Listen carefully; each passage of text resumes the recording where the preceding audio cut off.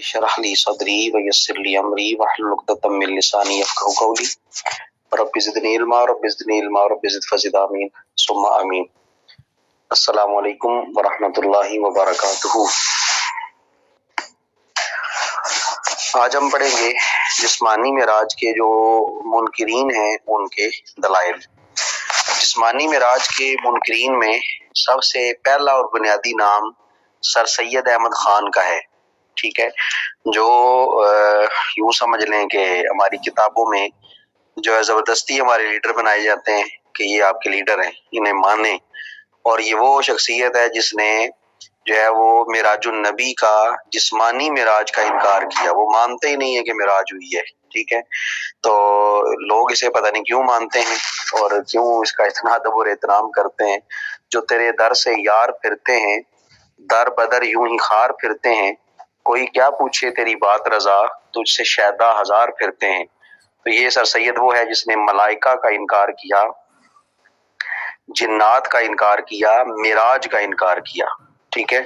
اور یہ صرف جو ہے وہ زبانی کلامی باتیں نہیں ہیں، یہ آن دی ریکارڈ چیزیں جو ہے وہ موجود ہیں، اور باقاعدہ اس نے اپنی تفسیروں میں اس چیز کا اعتراف کیا اور دلائل قائم کیے ہیں اور انکار کیا ہے۔ کہتا ہے جنات سے مراد جو ہے وہ یہ غیر مری مخلوق نہیں ہے، یعنی وہ مخلوق جو دکھائی نہیں دیتی یہ نہیں ہے، بلکہ یہ جنگل میں رہنے والے دیہاتی لوگ ہیں، یہ بدو ہیں، جنگلی لوگ ہیں، جسے ہم عام طور پہ یوں کہہ لیں آدم خور لوگ ہیں۔ تو یہ ان کو جو ہے وہ جن کہا گیا، انہو استمع نفر من الجن، قرآن نے ان کو جن کہا ہے، ٹھیک ہے۔ تو اس طرح کے اس کے دلائل جو ہیں وہ موجود ہیں۔ میں جو ہے وہ اس پہ ایک کرونا جب شروع ہوا تھا اس وقت میں نے کتاب لکھنا شروع کی تھی جنات پہ، ٹھیک ہے۔ ابھی اس کا کچھ حصہ باقی ہے، جو ہی وقت میسر آتا ہے پھر اس کو جو ہے وہ ترتیب دیا جائے گا۔ تو یہ اس طرح کے لوگ جنہیں منکرین کہا جاتا ہے جسمانی معراج کا، ان کی اب دلائل دیکھتے ہیں کہ کون کون سے دلائل ہیں، ان سر سید کے دلائل کیا ہیں۔ اس پر یہ شبہ کیا جا سکتا ہے کہ قرآن کریم کی دوسری آیت میں واضح طور پر کہا گیا کہ یہ رویا تھا، یعنی خواب تھا۔ جیسے اللہ نے ارشاد فرمایا ما جعلنا الرؤیا التي اریناک الا فتنة للناس۔ یہاں رویا کا لفظ ہے، اس کا معنی خواب ہے۔ آیت کا مطلب یہ ہوگا کہ ہم نے یہ خواب آپ کو صرف اس لیے دکھایا تاکہ لوگوں کی آزمائش کی جا سکے۔ جب خود قرآن پاک نے تصریح کر دی کہ یہ خواب تھا تو پھر اس کا انکار کیسے کیا جا سکتا ہے؟ جواباً عرض ہے کہ اکثر مفسرین کی یہ رائے ہے کہ اس آیت کا تعلق واقع معراج سے ہے ہی نہیں، بلکہ کسی دوسرے خواب سے ہے۔ اور اگر اس پر ہی اصرار ہو کہ اس آیت میں معراج ہی کا ذکر ہے تو پھر حضرت عبداللہ ابن عباس کی تصریح کے بعد، وضاحت کے بعد کوئی التباس نہیں رہتا، کوئی شک شبہ نہیں رہتا۔ آپ نے فرمایا یہاں رویا سے مراد عالم بیداری میں آنکھوں سے دیکھنا ہے۔ حضرت عبداللہ ابن عباس کی تفسیر ہے تفسیر ابن عباس، اس میں باقاعدہ یہ جملہ موجود ہے، قال ابن عباس ہی رویا عین اریہا رسول اللہ صلی اللہ علیہ وآلہ وسلم۔ تو یہ وہ خواب ہے جو آپ کو آنکھوں سے دکھایا گیا ہے، جس کا مشاہدہ رسول اللہ صلی اللہ علیہ وآلہ وسلم نے خود اپنی جو ہے وہ آنکھ مبارک سے کیا ہے، یعنی یہ باقاعدہ جسمانی معراج ہے اور آپ نے جاگتے ہوئے آنکھوں سے جو ہے وہ یہ سارے نظارے اور سارے منظر دیکھے ہیں۔ علامہ ابن عربی اندلسی نے احکام القرآن میں حضرت عبداللہ ابن عباس کا یہ قول نقل کیا ہے وَلَوْ كَانَتْ رُؤْيَا مَنَامٍ مَا افتنا بِهَا أَحَدٌ۔ اگر یہ خواب میں دکھانا ہوتا تو پھر لوگوں کو اس میں کیا فتنہ میں مبتلا ہونا تھا؟ لوگ کہتے خواب ہے بس ٹھیک ہے چھوڑ دو۔ وَلَوْ أَنْكَرَهَا فَإِنَّهُ لَا يُسْتَعْبَدُ عَلَى أَحَدٍ أَنْ يُرَى نَفْسَهُ يَخْتَرِقُ السَّمَاوَاتِ وَيَجْلِسُ عَلَى الْكُرْسِي وَيُكَلِّمُ الرَّبَّ۔ وہ کہتے ہیں کہ لوگ اگر اس کا انکار نہ کرتا، کیونکہ اگر کوئی شخص خواب میں اپنے آپ کو دیکھے کہ وہ آسمان کو چیرتا ہوا اوپر جا رہا ہے، یہاں تک کہ وہ کرسی پر جا بیٹھے اللہ سے گفتگو فرمائے، تو ایسے خواب کو کبھی مستبد اور خلاف عقل قرار دے کر اس کا انکار نہیں کیا جا سکتا۔ اس واقعے کا انکار کرنا بتا رہا ہے کہ یہ خواب کا واقعہ نہیں تھا بلکہ جسمانی معراج کا دعویٰ تھا، اور آپ نے دعویٰ ہی جسمانی معراج کا کیا ہے، تو اس کا مطلب یہ ہوا کہ جو انکار کرے گا وہ جسمانی معراج کا انکار کرے گا، تو خواب کا انکار تو کوئی بیوقوف نہیں کرتا۔ ثم استيقظت وانا في المسجد الحرام۔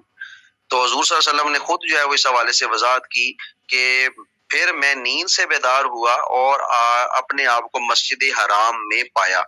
اس روایت سے متعلق فن حدیث کے ماہرین کی تصریح ملاحظہ فرمائیے، خود بخود شبہ جو ہے وہ دور ہو جائے گا۔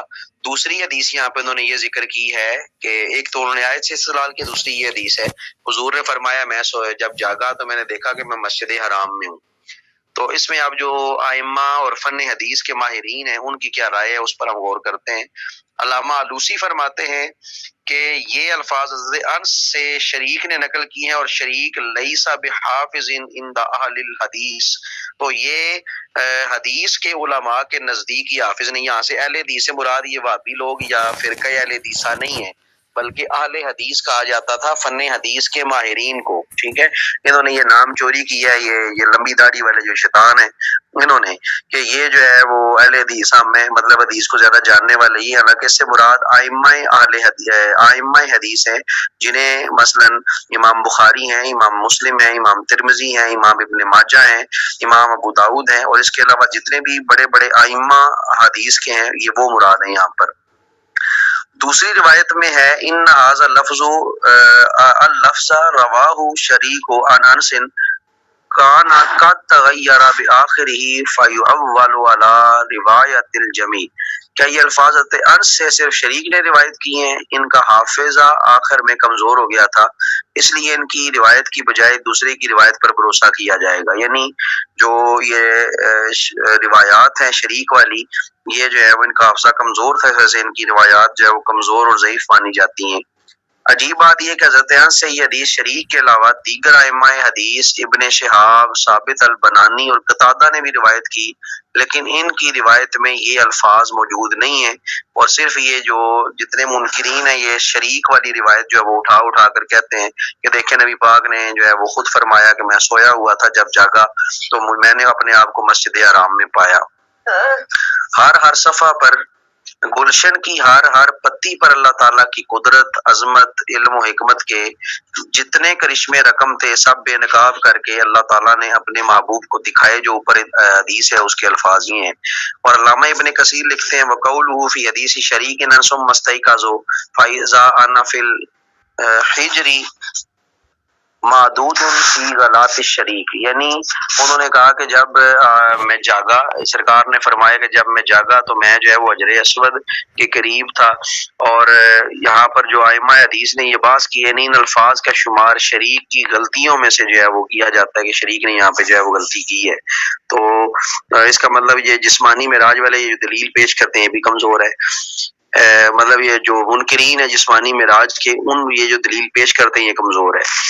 اس حدیث کے علاوہ حضرت عائشہ اور حضرت امیر معاویہ رضی اللہ تعالیٰ عنہما کے قول سے بھی استشہاد کیا جاتا ہے کہ ان حضرات کا یہی خیال تھا کہ یہ خواب کا واقعہ ہے، لیکن محدثین پہلے تو اس قول کی نسبت ان حضرات کی طرف کرنے کو یہ مشکوک سمجھتے ہیں، اور اس روایت سے اگر روایت ثابت ہو بھی جائے تو ان کے قول پر جمہور صحابہ کے ارشادات کو ترجیح دی جائے گی، نہ کہ صرف ان دو کے ارشادات کو، کیونکہ اس وقت جب معراج ہوئی تو حضرت عائشہ صدیقہ بالکل کم سن بچی تھی، اور حضرت امیر معاویہ ابھی تک مشرف با اسلام ہی نہیں ہوئے تھے، تو پھر کس طرح ان کی یہ دونوں روایات جو ہے وہ مانی جائیں؟ ان کی یہ پھر روایات نہیں مانی جائیں گی۔ تو نیز یہ ان صاحبان کی اپنی ذاتی رائے بھی ہو سکتی ہے، حضور کا ارشاد نہیں ہے، حدیث میں باقاعدہ الفاظ موجود ہیں، ان کی اپنی ذاتی رائے ہے، حضور کے الفاظ نہیں ہیں۔ اب یہاں پر جو ہے وہ ایک دوسرے سے اس قدر متضاد اور متناقض یہ روایات موجود ہیں، یعنی کبھی کچھ کہتے ہیں کبھی کچھ ذکر کرتے ہیں کہ صراحتاً ایک دوسرے کی تردید کرتی ہیں اور اپنی صحت و اعتبار کو کھو دیتی ہیں، مثلا ابھی آپ کو بتایا ہے، کبھی کہتے ہیں کہ میں جو ہے وہ اپنے آپ کو میں نے مسجد حرام میں پایا، پھر کہتے ہیں میں نے اپنے آپ کو حجر اسود کے قریب جو ہے وہ جکڑے ہوئے پایا۔ تو یہ روایات ایسی ہیں جن میں جو ہے وہ تضاد پایا جاتا ہے، لیکن تناقض اور تضادات کے جو نمونے انہوں نے ذکر کیے ہیں وہ حیرت انگیز ہیں۔ مثال دیتے ہوئے فرماتے ہیں کہ حدیث میں ہے کہ حضور اس وقت حتیم میں تھے، دوسرے میں کہتے ہیں حجر میں تھے، تیسرے میں کہتے ہیں مسجد حرام میں تھے۔ مطلب یہ حدیث جو ہے وہ اس حوالے سے جو ہے وہ تضادات کا شکار ہے کہ ایک ہی چیز کو بیان کرنے کے لیے تین مقامات ذکر کیے گئے ہیں، اس وجہ سے جو منکرین جسمانی معراج ہیں ان کی یہ دلیل بھی جو ہے وہ کمزور ہے۔ اب تضاد کی جو دوسری مثال ہے وہ کیا ہے؟ مختلف آسمانوں کے حالات بیان کرتے ہوئے لکھتے ہیں کہ چھٹے آسمان کے متعلق ایک حدیث میں ثم صعد بی الی السماء السادسہ فاذا موسیٰ، کہ جب میں چھٹے آسمان پہ گیا تو موسیٰ تھے. ثم عرج بنا الی السماء السادسہ فاذا انا بموسیٰ ورحب لی ودعا لی، کہ جب میں چھٹے آسمان پر پہنچا تو حضرت موسیٰ کو پایا، انہوں نے مجھے مرحبا کہا اور میرے لیے دعا کی. اور تیسری حدیث میں ہے لما جاوزت فبکا، جب میں آگے بڑھا تو موسیٰ رو پڑے. آپ خود فرمائیے کہ ان حدیث کے ان کلمات میں کوئی تضاد ہے؟ خود غور کریں. یہ کہتے ہیں کہ اگر ہماری روایات میں تضاد ہے تو جسمانی معراج والے جو قائل ہیں، جس طرح ہم لوگ قائل ہیں جسمانی معراج کے، تو یہ 3 حدیثیں پیش کرتے ہیں، خود تضاد موجود ہے. اب دیکھیں ذرا غور سے اس حدیث پاک کو سنیں. آپ نے فرمایا کہ جب مجھے چھٹے آسمان کی طرف لے جایا گیا موسیٰ کو پایا. جب مجھے چھٹے آسمان کی طرف لے جایا گیا میں نے وہاں موسیٰ کو پایا، انہوں نے مجھے مرحبا کہا، میرے لیے دعا کی. اور تیسری حدیث میں کیا ہے؟ جب میں آگے موسیٰ سے آگے بڑھا تو موسیٰ رو پڑے. اس میں کوئی تضاد نہیں ہے، یہ ایک ہی واقعہ ہے اور ایک ہی واقعے کے 3 حصے ذکر کیے جا رہے ہیں. پہلا یہ صرف کہ میں حضرت موسیٰ سے ملا چھٹے آسمان پر، پھر اسی کی آگے تفصیل ہے کہ جب ملا تو کیا ہوا؟ حضرت موسیٰ نے مرحبا کہا اور میرے لیے دعا کی. اور جب میں وہاں سے جانے لگا تو تیسرا اس کا مرحلہ، تیسرا سٹیپ کیا؟ حضرت موسیٰ رو پڑے. تو ہم مانتے ہیں کہ بعض روایات ایسی ہیں جن میں باہمی اختلاف پایا جاتا ہے، لیکن اس اختلاف کے بارے میں خود علماء نے تصریح کی اور جو حدیث زیادہ صحیح اور قوی تھی اس کو ترجیح دے کر نسبتاً ضعیف روایات کو ساکت الاعتبار قرار دے دیا ہے. اب جو تضاد ممتنع ہے، جس تضاد اختلاف کو روکنا چاہتے ہیں ہم، جو منع کیا گیا ہے وہ تو یہ ہے کہ دونوں روایتیں ایک ہی پایا کی ہوں، کسی کو کسی پر ترجیح نہ دی جا سکتی ہو، اکٹھا نہ کیا جا سکتا ہو.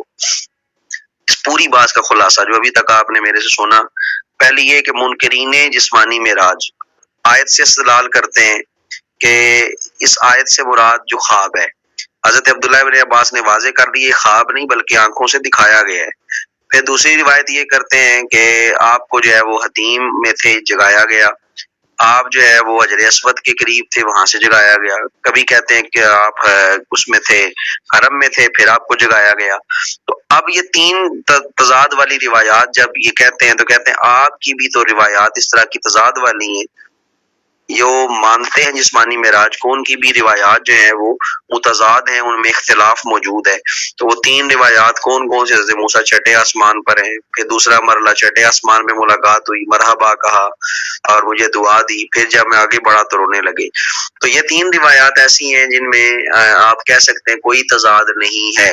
تو تضاد اس چیز کو کہا جاتا ہے دونوں برابر کی روایتیں ہوں، دونوں میں باتیں مختلف ہوں، دونوں بالکل برابر کی ایک جیسی سند کے ساتھ جو ہے وہ مروی روایات ہوں، تو پھر ان میں کسی ایک کو ترجیح نہ دی جا سکتی ہو تو اسے جو ہے وہ تضاد کہا جاتا ہے. تو یہ تضاد ہے، تضاد ہی معنی ہے. تو یہاں پر کسی قسم کا کوئی تضاد نہیں ہے، جس کا مطلب جسمانی معراج کے قائلین درست ہیں اور جسمانی معراج کو نہ ماننے والے یہ غلطی پر ہیں. ٹھیک ہے جی، آگے بڑھیں اگلے پیج پہ.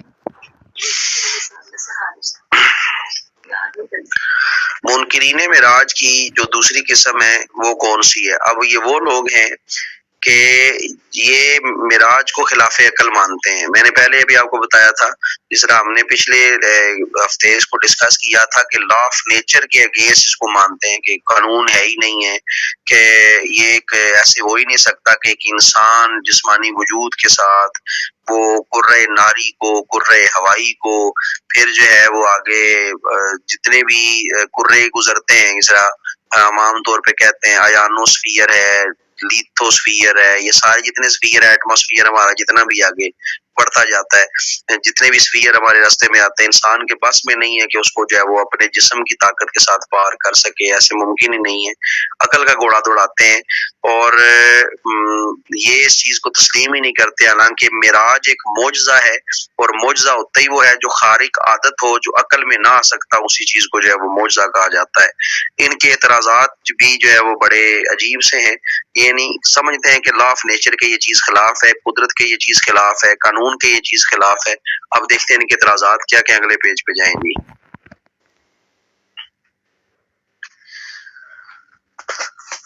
اب اس میں ایک جہاں چیز ذکر کی گئی ہے، ایک انسائکلوپیڈیا ہے، ٹھیک ہے، بریٹانیکا، اس کے مطابق جو ہے وہ جو انہوں نے یہاں پہ ذکر کیا ہے، یہ معجزہ اس پر بات کرتے ہوئے لکھتے ہیں کہ معجزہ کیا ہے. It is an unwanted idealism and optimism which finds the course of nature so wise, so good that any change in it must be regarded as incredible. یعنی یہ نظریہ ایک غیر معقول تصور اور خوش فہمی ہے کہ فطرت کا طریقہ کار اتنا دانشمندانہ اور بہترین ہے کہ اس میں کسی قسم کی تبدیلی جائز نہیں ہے. یعنی یہ عقل میں نہ آنے والی ایک چیز ہوتی ہے، اور یہ جو ہے وہ ایک ایسی چیز ہے جو کہ قدرت کا یا فطرت کا ایک دانشمندانہ طریقہ ہوتا ہے، اور اس میں کسی قسم کی کوئی تبدیلی نہیں لائی جا سکتی. اس کو جو ہے وہ معجزہ کہا جاتا ہے. تو یہ جو ہے وہ کہتے ہیں قدرت کے مطابق ہوتا ہے. اس کے علاوہ یہ امر بھی قابل غور ہے کہ کیا آپ اللہ تعالیٰ کے وجود کو مانتے ہیں یا نہیں. اگر آپ منکر ہیں تو آپ سے معجزات کے متعلق بحث ابس اور قبل از وقت ہے. پہلے آپ باری تعالیٰ کے وجود کے قائل ہو، پھر معجزے کی بات کرتے ہیں کہ ہو سکتا ہے یا نہیں ہو سکتا. یہ انہوں نے پہلی دلیل قائم کی ہے کہ سب سے پہلے تو پہلے مانے نا کہ اللہ ہے. اگر اللہ ہے تو پھر معجزے پہ بات ہو سکتی ہے. اگر اللہ جو ہے وہ مانتے ہی نہیں ہے لوگ کہ اللہ نعوذ باللہ اس کا وجود ہی نہیں مانتے لوگ، تو پھر جو ہے وہ یہ بات ہی فضول ہے کہ معجزہ ہے یا نہیں ہے، معجزے میں یہ ہوتا ہے یا یہ نہیں ہوتا، نیچر کے مطابق ہے یا نہیں ہے. وہ ایک بات کی پھر بات شروع ہو جائے گی. تو یہ چیز انہوں نے سمجھائی ہے کہ اگر اس پہ بات کرنی ہے آپ نے کہ واقعی یہ معجزہ ہے، تو پہلے اللہ کے وجود کو ماننا پڑے گا، کیونکہ معجزہ ہمیشہ اللہ تعالیٰ کی قدرت کا اظہار ہوتا ہے اور اس نبی کی صداقت کا اعلان ہوتا ہے جس کو معجزہ کہا جاتا ہے. آگے بڑھیں جی.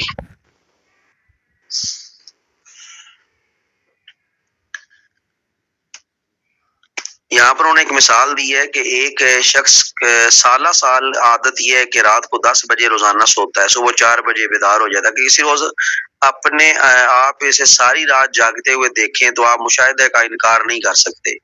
زیادہ سے زیادہ آپ یہی کہہ سکتے ہیں کہ آپ خلاف معمول فلاں صاحب رات بھر جاگتے رہے. اسی طرح ان قوانین فطرت کو عادت خداوندی اور معمول ربانی سمجھنا چاہیے، اور کسی چیز کا خلاف معمول وقوع جو ہے وہ وقوع پذیر ہونا قطعاً اس کے ناممکن ہونے کی دلیل نہیں بن سکتا. انہوں نے مثال سے سمجھائی یہ بات. ایک آدمی رات 10 بجے سوتا ہے، صبح 4 بجے اٹھتا ہے، یہ اس کی عادت بنی ہوئی ہے. اگر وہ کبھی جاگ جاتا ہے تو وہ اس کی عادت کے خلاف ہے. ٹھیک ہے، وہ اس کی عادت کے فطرت کے خلاف ہے. اسی طرح اللہ تعالیٰ نے ایک نظام بنایا ہوا ہے، ایک قدرت بنائی ہوئی ہے، ایک قانون بنایا ہوا ہے. تو فطرت کے کچھ قوانین ہیں، اگر کوئی عمل اس فطرت کے قانون کے جو ہے وہ خلاف جاتا ہے، جو عقل میں نہیں آ سکتا، تو وہی چیز جو ہے وہ معجزہ کہلاتی ہے. تو یہاں پر ایک انہوں نے وضاحت بھی کی ہے، لکھا ہوا ہے کہ یعنی قوانین فطرت کو ہم عادت خداوندی کہہ سکتے ہیں. The laws of nature may be regarded as habits of the divine activity and the miracles as unusual act which, while consistent with divine character, mark a new stage in the fulfillment of the purpose of the God. یعنی معجزات کے بارے میں زیادہ سے زیادہ یہ کہا جا سکتا ہے کہ اللہ تعالیٰ نے کسی حکمت کے پیش نظر خلاف عادت ایسا کیا ہے، اور یہ قطعاً ناروا نہیں ہے. تو مغربی فلاسفہ میں سے جو ڈیوڈ ہیوم ہیں، انہوں نے معجزات پر مکمل بحث کی ہے، اور انہوں نے باقاعدہ اس کا انکار کر دیا کہ معجزے ہوتے ہی نہیں ہیں، یہ ہو ہی نہیں سکتا. ٹھیک ہے، تو یہ انکار کرتے ہیں. جس طرح یہ بعض دفعہ جاوید غامدی اس کا انکار کرتا ہے. انجینئر مرزا محمد علی بعض دفعہ جو ہے وہ ان چیزوں کا، آج کل وہ کرامات کی طرف بہت جا رہا ہے کہ کرامات کا انکار جو ہے وہ کہتا ہے کہ کرامت ہی کوئی نہیں ہے، کرامت ہو ہی نہیں سکتی. انہوں نے ویسے ہی ڈھنگوسلا بنایا ہو، یہ قصے کہانیاں، یہ کہانیاں گڑ گڑ کے سناتے ہیں، کرامت کا وجود ہی کوئی نہیں ہے. تو یہ ساری چیزیں وہ ہیں جو معتزلہ کے اعتراضات ہیں. جو معتزلی تھے وہ اعتراض کرتے تھے جو صحابہ کے دور میں لوگ پیدا ہوئے جنہوں نے نبی پاک صلی اللہ علیہ وسلم کی سنت کو اور صحابہ کے طریقے کو چھوڑا، انہیں معتزلہ کہا جاتا ہے. تو معتزلہ کے بارے میں یہی ہے کہ وہ اہل سنت نہیں ہے. تو یہ معتزلہ کے اعتراض ہیں کہ کرامت نہیں ہے، معجزہ نہیں ہے، تو اس طرح کے معاملات جو وہ کرتے تھے، یہ ان کے آگے حساب کتاب ہے. آگے بڑھیں جی. آگے اس حوالے سے کوئی چیز موجود ہے یا نہیں؟ اسی پہ وہ بار بار بحث کریں گے معجزے پہ. ٹھیک ہے، تو یہ جتنا بھی آپ نے پڑھا ہے نا معراج والا پورشن، جو منکرین کے دلائل ہیں، یہ سارے آپ کے کورس میں شامل نہیں ہیں. صرف آپ کو یہ بتانا مقصود ہے یہاں پہ کہ یہ چیزیں آپ دیکھ لیں کہ یہ اعتراضات کیے جاتے ہیں. ٹھیک ہے، یہ چیزیں آپ نے یاد نہیں کرنی، کہ اس طرح ہوتا ہے. صرف آپ تھوڑا سا ذہن نشین کر لیں ان چیزوں کو کہ ان کے اعتراضات کیا ہیں اور کس طرح ان اعتراضات کے جو ہے وہ جواب دیے جاتے ہیں. تو اس پر جو ہے وہ جو ہے اب دیکھیں یہ تھرڈ پیراگراف تھوڑا سا غور کریں. اب پیر کرم شاہ صاحب نے نام لے ہی لیا ہے, ٹھیک ہے, تو کہتے ہیں کہ آخر میں ایک اہم مقالے کی طرف اشارہ کرنے کی اجازت طلب کرتا ہوں.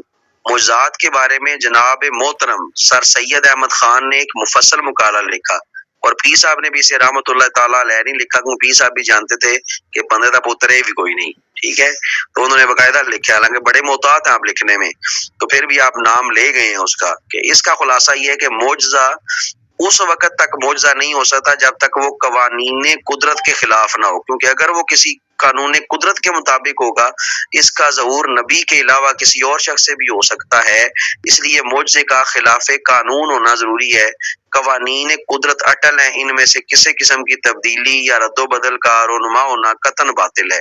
یعنی جو قانون قدرت ہیں, قوانین قدرت, وہ ان کے خلاف جو ہے وہ نہ ہو تو کہتے ہیں اس وقت تک یہ معجزہ نہیں ہوتا. یعنی انبیاء کا کام یہ ہے کہ اللہ تعالیٰ کی جو جتنی قدرت ہیں, جو قوانین بنے ہوئے ہیں, ان کے خلاف کر جانا, ٹھیک ہے, کیونکہ نصوص قرآنیہ میں 12 یہ تصریح کی گئی ہے کہ قانون قدرت میں تغیر و تبدل نہیں ہو سکتا. اس سے ثابت ہوا کہ معجزہ کا وقوع باطل ہے. یہ سر سید ہے, یہ جو آپ کو میں سمجھا رہا ہوں, ٹھیک ہے. تو اس کے بارے میں اگر بات کرنی پڑ جائے تو ہمیں کرنی چاہیے, کیونکہ یہ دیکھیں معجزے کا انکار کرتا ہے, کہتا ہے معجزہ ہے ہی کوئی نہیں. تو اللہ نے اپنے نبیوں کو اتنے معجزے دیے ہوئے ہیں, تو یہ کہتا ہے معجزہ ہی کوئی نہیں, تو پھر نبوت ثابت کیسے ہوگی, مجھے سمجھ نہیں آ رہی, ٹھیک ہے. یہ چوتھی چیز بھی آپ کو سمجھ لگ گئی ہے کہ معجزے کا یہ انکار کرتا ہے. آپ نے سید محترم کا استدلال ملاحظہ فرما لیا. انہوں نے معجزہ کی من گڑھ تعریف کر کے معجزے کا بطلان کیا, حالانکہ ہم پہلے بتائے ہیں کہ علماء اسلام نے معجزہ کی یہ تعریف نہیں کی کہ وہ قانون قدرت کے خلاف ہو, بلکہ معجزہ وہ ہے جو خارق عادت ہو, جو عادت سے ہٹ کے ہو, اسے جو ہے وہ کہا جاتا ہے معجزہ. یہ نہیں کہ وہ کسی کا قانون جو قدرت نے قانون بنایا ہوا ہے اس سے جو ہے وہ ٹکر لے لی جائے اور اس کے خلاف جو ہے وہ کوئی چیز جو ہے وہ بن جائے, تو اس کو جو ہے وہ کہا جاتا ہے. مثلا انسان سے انسان ہی پیدا ہو سکتا ہے, تو انسان سے اگر کوئی آدمی جو ہے وہ گدھا پیدا کر دے اور یہ قانون قدرت کے خلاف ہے تو یہ معجزہ نہیں ہوگا, ٹھیک ہے, اس کو معجزہ نہیں مانا جائے گا, اور ایسا ہوتا بھی نہیں ہے, کیونکہ اللہ تعالیٰ کے جتنے بھی قوانین ہیں ان میں رد و بدل نہیں ہوتا, وہ حتمی ہیں, وہ اٹل ہیں, ٹھیک ہے. تو معجزہ ہمیشہ عادت کے خلاف چیز کو کہتے ہیں. سورج کی عادت ہے مشرق سے مغرب کی طرف آنا, اگر کوئی مغرب سے سورج کو پلٹا لیتا ہے تو یہ کیا ہو جائے گا, یہ معجزہ بن جائے گا, ٹھیک ہے. تو یہ معجزہ جو ہے وہ کہلاتا ہے, یہ عادت سے ہٹانا کسی چیز کو, قانون نہیں بلکہ عادت سے ہٹانا. قانون ایک حتمی ہے, سورج نے طلوع بھی ہونا ہے, سورج نے غروب بھی ہونا ہے, یہ قانون ہے. تو غروب ہونے سے پہلے آپ نے پلٹایا ہے, ٹھیک ہے, تو یہ بھی اللہ تعالیٰ کی اجازت سے ہے, اللہ تعالیٰ کے حکم سے ہے, تو یہ معجزہ بن جائے گا. قانون وہی باقی ہے, شام پھر بھی ہوئی ہے, یہ نہیں کہ شام ہوگی نہیں. شام کا نہ ہونا اور ہمیشہ دن چڑھے رہنا یہ قانون قدرت کے خلاف ہے. خارق عادت وہ ہے کہ وہ اپنی عادت سے تھوڑا سا پھر جاتا ہے, اسے کہا جاتا ہے خارق عادت امر. ٹھیک ہو گیا جی. تو یہ آج کا آپ کا مختصر سا کام تھا, تو یہ پورشن آپ نے کرنا نہیں ہے, صرف آپ کو بتانا. آگے چلیں ذرا کچھ سر سید کے بارے میں اور کوئی چیز اگر ملتی ہے آپ کو تو ہو سکتا ہے آپ کو اس سے بھی جو ہے وہ فائدہ ہو. تو بہرکیف اس کا خلاصہ یہ ہے کہ جناب جتنے بھی اعتراضات ہیں سر سید کے وہ سارے جو ہیں وہ فضول ہیں. ملائکہ کا انکار کرنا, کیونکہ ملائکہ کا انکار جو ہے وہ ایمانیات کا حصہ ہے, ٹھیک ہے. آمنت باللہ و ملائکتہ و کتبہ و رسلہ, تو یہ ایمانیات کا حصہ ہے. اور فرشتوں کا انکار کرنے والا, ٹھیک ہے, وہ جو ہے وہ کبھی بھی مسلمان نہیں ہو سکتا.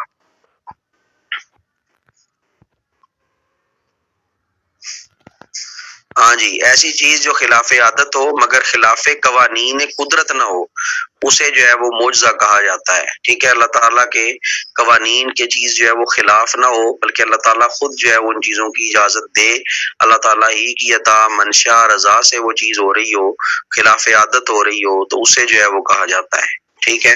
مثلا یہ نہیں کہ کسی کو جو ہے وہ لڑکا تھا تو لڑکی بنا دینا, لڑکی تھا تو لڑکا بنا دینا, ایسے نہیں. یہ قانون قدرت کے اندر تغیر ہے, ٹھیک ہے. یہ اللہ تعالیٰ کی بنائی ہوئی فطرت کے اندر تغیر ہے.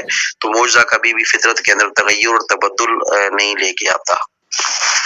ٹھیک ہے جی، یہ آج کا آپ کا ضیاء النبی شریف کا سبق ہے، تو انشاءاللہ باقی پھر اگلے میں کتاب سے دیکھ کے آپ کو بتاؤں گا کہ آپ آگے ہم نے اس کا کیا کرنا ہے، کیونکہ یہ جو ابحاث ہیں جتنی بھی آگے آئیں گی یہ آپ کے کام کی نہیں ہے، صرف آپ ان کو ویسے اپنے جو ہے وہ مطالعہ کے لیے پڑھ سکتے ہیں، لیکن پیپر کے ساتھ ان کا کوئی جو ہے وہ اتنا خاص تعلق نہیں ہوتا، یہ صرف جو ہے وہ اعتراضات ہیں، پھر ان پہ جو ہے وہ ادق ترین بحث ہے، تو اس کا جو ہے وہ طلباء کو کم ہی فائدہ ہوتا ہے، تو آپ کے لیے آسان سی چیز جو ہے وہ دیکھتے ہیں، تو اللہ تعالیٰ آپ کا حامی و ناصر ہو۔ السلام علیکم ورحمۃ اللہ وبرکاتہ۔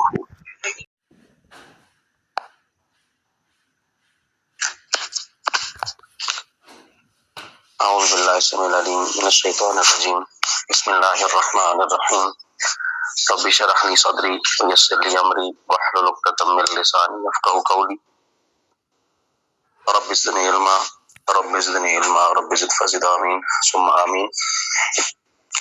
اللهم صل على سيدنا ومولانا محمد بعدد كل ذرة مئة مرة وعلى آله وأزواجه وآبائه وصحبه وبارك وسلم وصل عليه۔ السلام علیکم ورحمۃ اللہ وبرکاتہ۔ آج ہم ضیاء النبی شریف میں انصار کے مشرف با اسلام ہونے کا جو آغاز ہوا اس حوالے سے چند واقعات پڑھیں گے اور وہ پس منظر جاننے کی کوشش کریں گے جس میں انصار نے اسلام قبول کیا۔ مشرف با اسلام یعنی اسلام کے ذریعے شرف انہیں عطا کیا گیا، انہیں شرف نصیب ہوا کہ وہ مسلمان ہوئے۔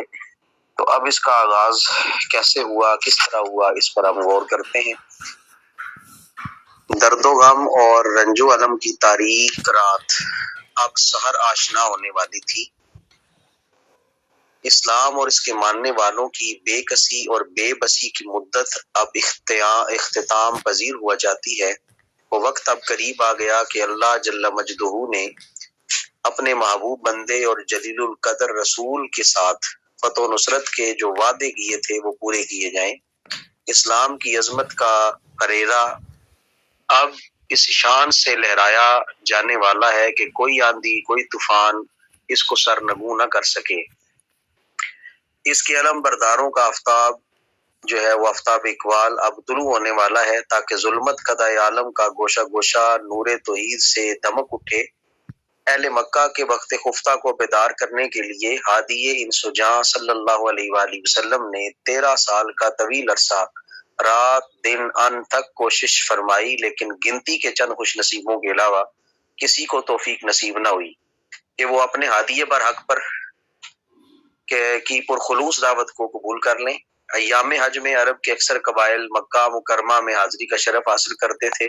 نبی رحمت ان پر ہر قبیلہ کے ان مواقع پر ہر قبیلہ کی خیمہ گاہوں میں جا جا کر انہیں اسلام قبول کرنے کی دعوت دیتے رہے۔ یہ آپ نے پہلے بھی یہ واقعات پڑھے ہیں۔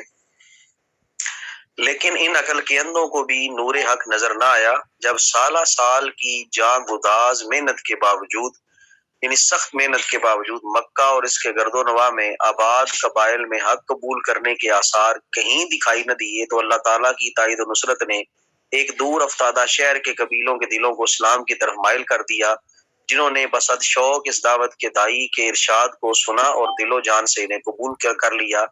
یہ دو قبیلے بنی اوس اور بنی خزرج کے نام سے موسوم تھے، جو آگے چل کر انصار اللہ اور انصار و رسول ہی کے معزز لقب سے ملقب ہوئے۔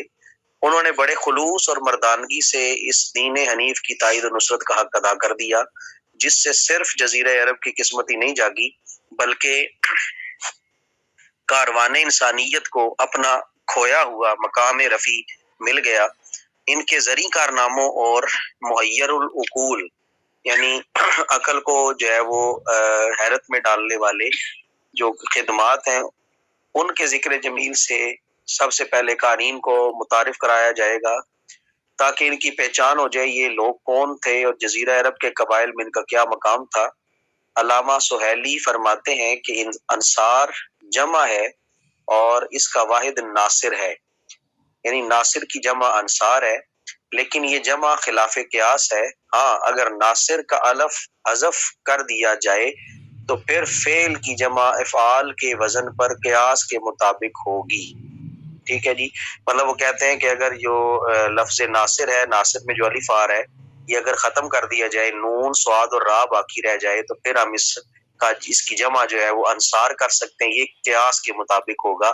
لیکن یہاں پر کیونکہ لفظ ناصر ہی تھا اور اس کی جمع انصار آئی، تو یہ قیاس کے خلاف تھا. مطلب عرب کے جو ہے وہ قاعدہ کلیہ اور جو وہ قیاس کرتے ہیں اس کے بالکل خلاف تھا. مطلب یوں سمجھ لیں کہ انہوں نے ناصر کی جمع جو ہے وہ انصار یہاں پہ کر دی ہے. یہ دو قبیلے زمانہ جاہلیت میں انصار نہیں کہلاتے تھے. جب انہوں نے اسلام قبول کیا تو بارگاہ الہی سے انہیں اس معزز لقب سے نوازا گیا. یعنی اللہ تعالیٰ نے ان کو جو ہے وہ یہ لقب جو ہے وہ عطا فرمائے ہیں. وَلَمْ يَكُنِ الْأَنصَارُ اسْمًا لَهُمْ فِي الْجَاهِلِيَّةِ حَتَّى سَمَّهُ اللَّهُ بِهِ فِي الْإِسْلام. یعنی زمانے جاہلیت میں یہ جو دو قبیلے اوس خزرج تھے، یہ اپنے ہی ناموں سے موسوم تھے. لغت میں اوس کا معنی عطیہ ہے اور خزرج ٹھنڈی ہوا کو کہتے ہیں. ٹھیک ہے. تو ایک مطلب عطیہ یہ ان کا مطلب تھا اوس کا، اور خزرج کا جو معنی تھا وہ ہے ٹھنڈی ہوا. تو امام محمد بن یوسف صالحی نے سبل الہدی والرشاد میں انہی کے شجرہ نسب پر تفصیلی بات کی اور لکھتے ہیں کہ اوس اور خزرج دونوں بھائی تھے. حارثہ کے بیٹے تھے اور ان کی والدہ کا نام قیلہ تھا. ان کا شجرہ نسب یہ ہے. آگے انہوں نے شجرہ نسب ان کا جو ہے وہ ذکر کیا. یعنی جو پیراگراف اگلا میں چھوڑ رہا ہوں، اس میں حارثہ کے باپ کا نام سالبہ ہے. ان کا لقب العنقا، ان کا معنی ہے لمبی گردن والا. العنقا، کیونکہ ان کی گردن لمبی تھی اس لیے اس لقب سے مشہور ہوا. اس کے باپ کا نام عمر ہے اور اس کے ساتھ مزیکیا کا لقب جو ہے وہ مذکور ہے. مزک یعنی اس کا مطلب ہے پارا پارا کرنا.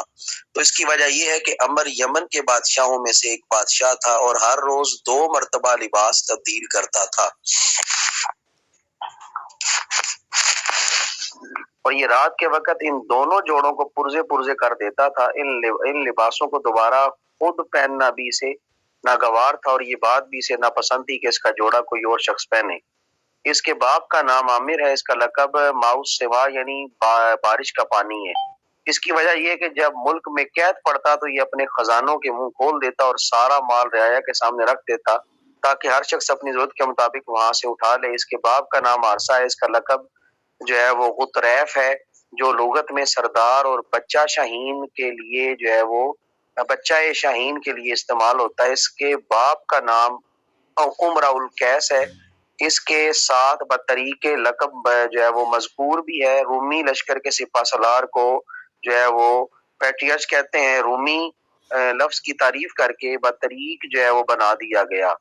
تو ہم اسے جو ہے وہ بطریق جو ہے وہ پڑھتے ہیں، تو یہ پیٹریچ جو ہے اس طرح اس کو جو ہے وہ رومی زبان میں جو ہے وہ بولا جاتا تھا، لیکن بعد میں جو ہے وہ اس کو لفظ تبدیل کر کے جو ہے وہ بطریق بنا دیا گیا. اور اس کی جمع بطارکہ ہے. لغت میں موٹے پرندے کو بھی بطریق کہتے ہیں اور جس کی چال میں غرور اور جو ہے وہ تکبر ہو اس کو بھی بطریق کہا جاتا ہے. اس کے باپ کا نام سالبہ ہے اور اس کا لقب جو ہے وہ بہلول ہے، یا لغت میں اس کا معنی سردار ہے. اور اس کے والد کا نام مازن ہے جو ذات السفر کے لقب سے ملقب ہے. ساری بحث کرنے کا مطلب یہ ہے کہ یہ کچھ چھوٹے موٹے قبیلے نہیں تھے اوس اور خزرج کے. یہ اپنے علاقوں میں اپنے جو ہے وہ رعایا میں بڑے مشہور قبائل تھے اور باقاعدہ یہ زمانہ ماضی میں یہ بادشاہت کے دور سے گزرے ہیں اور یہ اتنے امیر الکبیر ہیں. جس طرح آپ کو اوپر ایک مثال بھی دی گئی ہے کہ وہ روزانہ 2 لباس پہنتا ہے، صبح اور شام، اور دونوں لباسوں کو پھر وہ پرزے پرزے کر دیتا ہے تاکہ کوئی اور جوڑا اس کا نہ پہن سکے. پھر وہ نئے کپڑے، یعنی روزانہ وہ 2 نئے جوڑے جو ہے وہ پہنا کرتا تھا. اور ان کی سخاوت بھی جو ہے وہ دیکھنے والی ہوتی تھی کہ یہ اپنے خزانوں کے منہ جو ہے وہ قحط میں کھول دیتے تھے. یعنی اتنے یہ بڑے قبیلے اور اتنے یہ جو ہے وہ سخی قسم کے اس وقت ان کے جو ہے وہ بابا اجداد چلے آ رہے ہیں. ان کے جد اعلیٰ کا نام قحطان ہے. یہ وہ ہے جس نے سب سے پہلے عربی زبان میں گفتگو کی اور یہ عرب متعربہ کا باپ ہے اور حضرت اسماعیل عرب متعربہ کے باپ ہیں. نہیں، یہ دونوں الگ الگ ہیں. بہلول اور سالبہ یہ دونوں الگ الگ ہیں. البتہ علم الانصاب کے ماہر زبیر بن بکار کی رائے یہ ہے کہ قحطان بھی حضرت اسماعیل کی ذریت سے تھے. ان کا مکمل نام یہ ہے قحطان ابن حمزہ بن اسماعیل علیہ السلام. تو یہ جو پیچھے ساری کہانی انہوں نے سنائی ہے، اس میں ناموں کے اندر اختلاف ہے، فلاں فلاں کا بیٹا ہے، فلاں فلاں کا بیٹا ہے، یہ اس کا بیٹا ہے. تو اس میں جو ہے وہ تاریخ کے اندر جو اعتراضات موجود ہیں انہوں نے اس چیز کا یہاں پہ ذکر کیا ہے.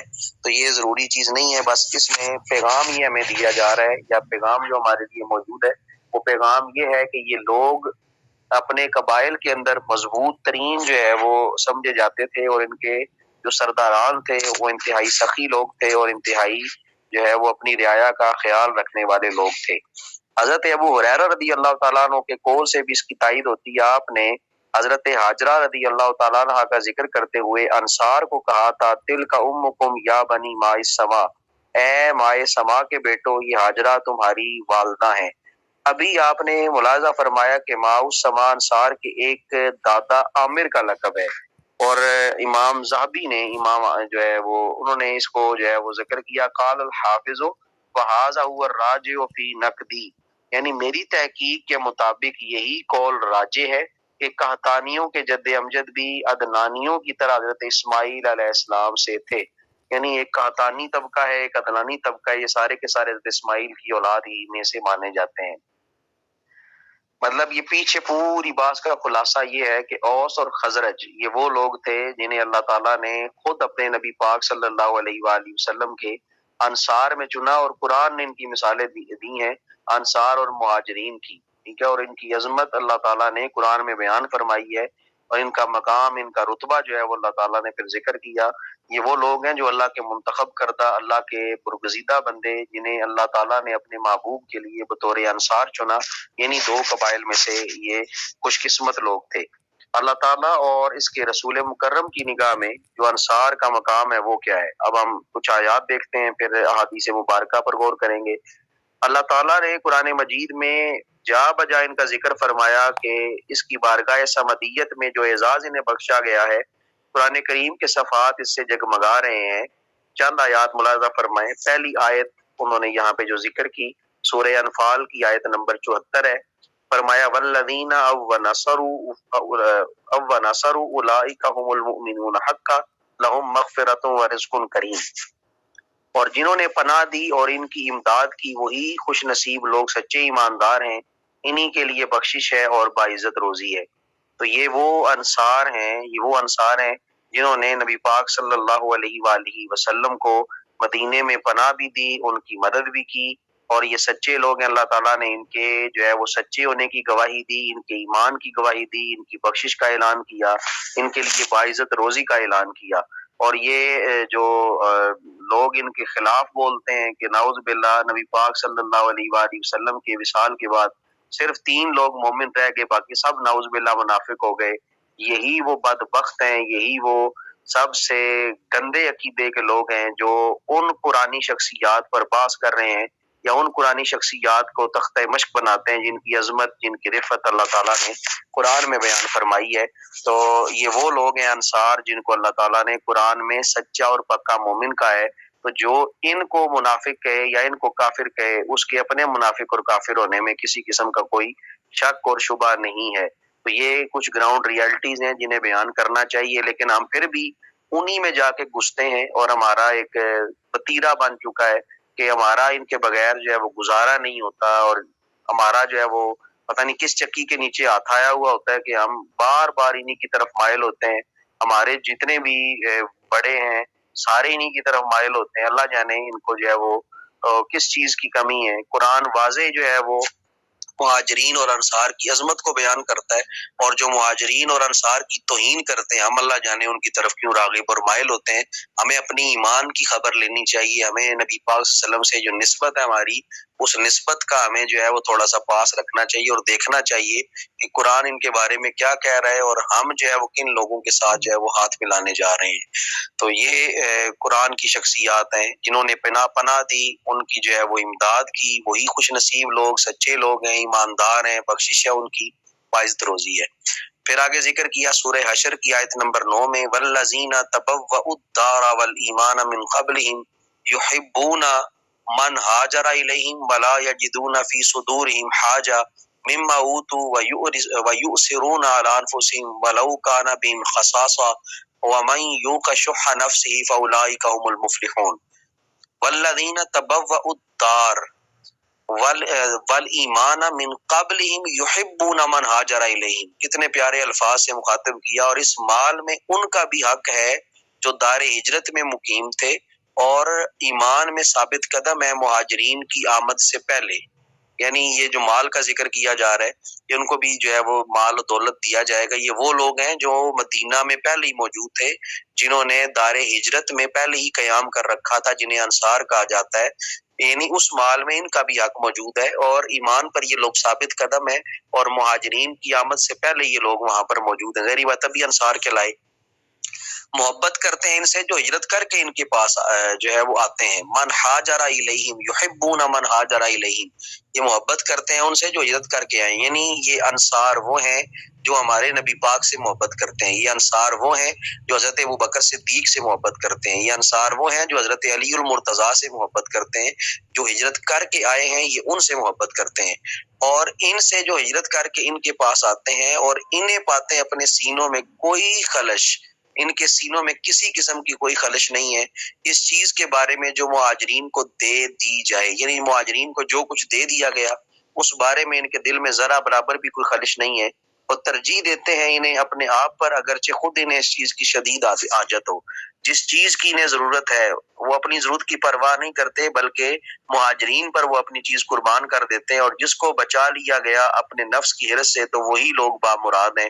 تو جن کو اللہ تعالیٰ بامراد فرماتا ہے، جن کے دلوں سے حرص کو، لالچ کو نکال دیا ہے، یہ وہی انصار ہیں. اور جب قرآن فرما رہا ہے کہ ان کو حرص سے، لالچ سے دور رکھا ہوا ہے، ان کو بامراد بنا دیا ہے، یہ جو ہے وہ اپنی خواہش نہیں دیکھتے بلکہ اگلے کی خواہش کا احترام کرتے ہیں. تو یہ کس طرح آپ ان کے بارے میں یہ کہہ سکتے ہیں کہ نعوذ باللہ یہ منافق تھے یا نعوذ باللہ انہوں نے کوئی حق جو ہے وہ چھینا ہے. تو یہ قطعاً بات درست نہیں ہے، نہ یہ بات مانی جا سکتی. یہ سب بکواس ہے کیونکہ قرآن واضح طور پہ ان کی عظمت بیان فرماتا ہے اور جو چیز قرآن سے ٹکرا رہی ہے ہم اسے قطعاً تسلیم نہیں کرتے. اور جو قرآن کا انکار کرتا ہے یا قرآن کے ان تمام تر احکامات میں غلط تعویلات کر کے فتنہ و فساد جو ہے وہ بپا کرتا ہے، اس کا اسلام کے ساتھ یا کسی بھی اسلامی شعار کے ساتھ کوئی تعلق نہیں ہے. جس ہادی بارک کے دستے مبارک پر انہوں نے اسلام قبول کیا اور جس ہستی کی قیادت میں ان جانبازوں نے اس دین حق کی سر بلندی کے لیے جان کی بازی لگا دی اور اپنے مال کو قربان کر دیا، اس کی بارگاہ نبوت سے جو القاب انہیں مرحمت فرمائے گئے ان میں سے چند ایک پیش خدمت ہیں. اب آپ ان کو ملاحظہ فرمائیے. اگلے صفحے پر پہنچیں.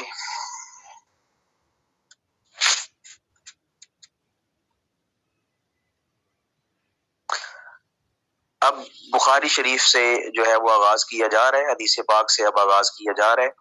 ان غیلان ابن جریر ان انس ارأیت اسم الانصار کنتم تسمون به ام سماکم اللہ قال بل سمان اللہ عز وجل. حضرت غیلان بن جریر حضرت انس سے روایت کرتے ہیں اور کیا روایت ہے؟ ارأیت اسم الانصار کنتم تسمون به، کہ جو انصاری تھے کہ یہ فرمائیے کہ کیا اسلام سے پہلے بھی آپ کو انصار کے اسم سے موسوم کیا گیا تھا یا اللہ تعالیٰ نے اس نام سے تمہیں موسوم کیا؟ تو آپ نے جواب دیا بے شک اللہ عز و جل نے ہمیں اس نام سے موسوم فرمایا ہے، یعنی ہمارا نام یہ اللہ تعالیٰ نے رکھا ہے انصار. اس روایت سے یہ بات واضح ہو گئی کہ یہ معزز لقب انہیں تب نصیب ہوا جب انہوں نے دین اسلام کو قبول کیا. اور دوسری روایت جو ہے وہ امام طبرانی نے جو ہے وہ معجم الکبیر میں نقل کی عن ابن عباس سے، حضرت عبداللہ ابن عباس رضی اللہ تعالیٰ عنہ سے مروی ہے. یرفع مرفوعا روایت کرتے ہیں ان اللہ امدنی باشد الناس السنا وازرعا بابن قیل الاوس والحزرج. حضرت عبداللہ ابن عباس نے مرفوعاً نبی پاک صلی اللہ علیہ وسلم سے روایت کیا کہ حضور صلی اللہ علیہ وسلم نے فرمایا کہ اللہ تعالیٰ نے ان لوگوں سے میری مدد فرمائی جو فصاحت و بلاغت میں اور قوت بازو میں سب لوگوں سے زیادہ طاقتور تھے. یعنی قیلہ کے دونوں بیٹوں اوس اور خزرج کے خاندانوں سے اللہ تعالیٰ نے میری مدد فرمائی. حضرت برا بن عازب رضی اللہ تعالیٰ عنہ آپ بیان فرماتے ہیں، آپ نے بھی مرفوعاً جو ہے وہ نقل کیا کہ قال النبی صلی اللہ علیہ وآلہ وسلم الانصار لا يحبهم الا مؤمن ولا يبغضهم الا منافق، کہ انصاریوں سے صرف ایمان والا ہی محبت کر سکتا ہے، ولا يبغضهم الا منافق، اور جو انصاریوں سے بغض رکھتا ہے وہ منافق ہے۔ ومن احبهم احبه اللہ، جس نے ان سے محبت کی اس نے اللہ سے محبت کی۔ ومن ابغضهم ابغضه اللہ، اور جس نے جو ہے وہ ان کا بغض رکھا تو اللہ تعالیٰ جو ہے وہ اللہ تعالیٰ اس سے جو ہے وہ بغض رکھتا ہے، یعنی جو ان سے محبت رکھے اللہ ان سے محبت رکھتا ہے، جو ان سے بغض رکھے اللہ تعالیٰ اس سے جو ہے وہ ناراض ہوتا ہے۔ یہ انصاریوں کی شان ہے، اور یہ جو کالے کتے بھونکتے رہتے ہیں ہر وقت انصار پہ، صحابہ پہ، تو خود دیکھ لیں ان کا انجام کیا ہوگا، اور ان کی زبانیں کتنی انصار کے بارے میں کھلتی ہیں، ان کے جو ہے وہ کتنے معاملات ہیں جو خراب ہیں، اور مدینہ کے لوگوں کے بارے میں، وہ مدینہ کے باسی جنہوں نے نبی پاک صلی اللہ علیہ وآلہ وسلم کو خوش آمدید کہا، اور آپ کی آمد پر طلع البدر علینا من ثنیات الوداع وجب الشکر علینا ما دعا للہ دا، آپ نے ترانے گائے اور آپ کو خوش آمدید کہا۔ تو ان کے بارے میں یہ کس طرح کے الفاظ بولتے ہیں، اور حدیث کے الفاظ کیا ہیں؟ آقا نے فرمایا کہ انصار وہ ہیں کہ جن سے جو ہے وہ محبت کرتا ہے تو صرف مومن ہی کرتا ہے، جن سے بغض رکھتا ہے تو منافق ہی بغض رکھتا ہے۔ اس کا مطلب یہ کہ یہ سارے منافق ہیں، اور منافقوں سے ہمیں نہ کوئی یاری ہے، نہ کوئی دوستی ہے، نہ ان کا کسی قسم کا کوئی قرب ہے۔ اور فرمایا جو انصار سے محبت رکھتا ہے اللہ اس سے محبت رکھتا ہے، اور جو انصار سے بغض رکھتا ہے تو اللہ تعالیٰ اس سے جو ہے وہ ناراض ہوگا۔ اسی طرح اگلی جو ہے وہ روایت میں فرمایا، نبی پاک صلی اللہ علیہ وآلہ وسلم نے ارشاد فرمایا کہ وآیت النفاق بغض الانصار، کہ انصار کا بغض ہے یہ نفاق کی نشانی ہے، یعنی انصار سے جو آدمی بغض رکھتا ہے یہ منافقت کی سب سے بڑی نشانی ہے، یعنی آدمی کے منافق ہونے میں کسی قسم کا کوئی شک نہیں جو انصاریوں سے جو ہے وہ نفرت کرتا ہو یا ان سے بغض رکھتا ہو۔ حضرت انس رضی اللہ تعالیٰ عنہ بیان فرماتے ہیں ان رسول اللہ صلی اللہ علیہ وآلہ وسلم ومر ببعد سکک المدینہ فاذا بجوار یضربنا بالدفین ویتغنین ویقولنا نحن جوار من بنی النجار یا حبذا محمد من جار، فقال رسول اللہ صلی اللہ علیہ وسلم اللہم تعلم انی لو احبکن۔ تو حضرت انس رضی اللہ تعالیٰ عنہ آپ بیان فرماتے ہیں کہ ایک روز رسول اللہ صلی اللہ علیہ وسلم مدینے کی گلیوں میں سے ایک گلی میں سے گزر رہے تھے کہ اچانک سنا کہ انصار کی چند بچیاں دف بجا رہی تھیں۔ تو یہاں پر آپ الفاظ پہ غور کریں کہ وہ چھوٹی بچیاں جو ہیں وہ دف بجا رہی تھیں اور یہ گیت گا رہی تھیں، ہم بنی نجار قبیلہ کی بچیاں ہیں، محمد صلی اللہ علیہ وسلم ہمارے کتنے بہترین پڑوسی ہیں۔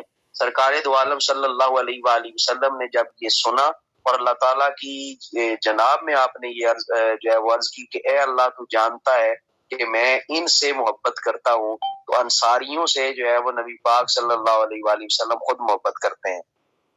اس سے قطعاً یہ مسئلہ آپ جو ہے وہ اخذ نہ کریں کہ جو ہے وہ نبی پاک صلی اللہ علیہ وسلم کے سامنے دف بجایا گیا تو دف بجانا جائز ہے، تو یہاں پر بچیوں نے دف بجایا جو نابالغ بچیاں تھیں، ٹھیک ہے۔ تو اگر آپ اپنے آپ کو نابالغ بچیاں اکثر یہ محفلوں پہ جاتے ہیں تو وہاں پہ دف والی پارٹیاں بیٹھی ہوتی ہیں، تو ان سے ایک ہی سوال ہوتا ہے نہیں کہ وہ بنی نجار کی بچیوں نے دف بجایا تھا، تو ہم ان سے یہی جو ہے وہ یہی جواب دیتے ہیں، پہلے آپ ہمیں لکھ کے دے دیں کہ آپ بنو نجار کی بچیاں ہیں، آپ بچیاں ہیں تو آپ لکھ کے دے دیں کہ ہم بچیاں ہیں، پھر ہم آپ کو بجانے کی اجازت دے دیتے ہیں۔ تو یہ جو ہے وہ یہاں سے اس طرح کے مسائل اخذ کرنا یہ بہت بڑی زیادتی ہے، اور یہ شریعت کو جو بگاڑ دینا یہ بھی سب سے بڑا جو ہے وہ جرم ہے۔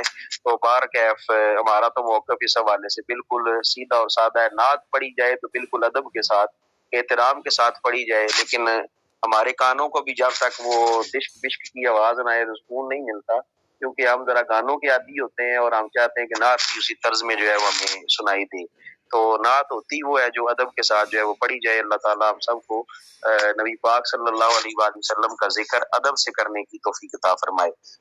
آگے حضرت امام احمد نے روایت نقل کی، حضرت ابو سعید خدری فرماتے ہیں اور اس کو بھی مرفوعاً آپ نے روایت کیا، من احبنی احب الانصار، نبی پاک نے فرمایا جس نے مجھ سے محبت کی، یعنی جو مجھ سے محبت کرتا ہے اسے چاہیے کہ وہ انصار سے محبت کرے، جو مجھ سے محبت کرتا ہے وہ انصار سے محبت کرتا ہے، ومن ابغضنی فقد ابغض الانصار، یعنی جو انصار سے بغض رکھتا ہے وہ پھر اس کا مطلب ہے میرے سے بھی بغض رکھتا ہے.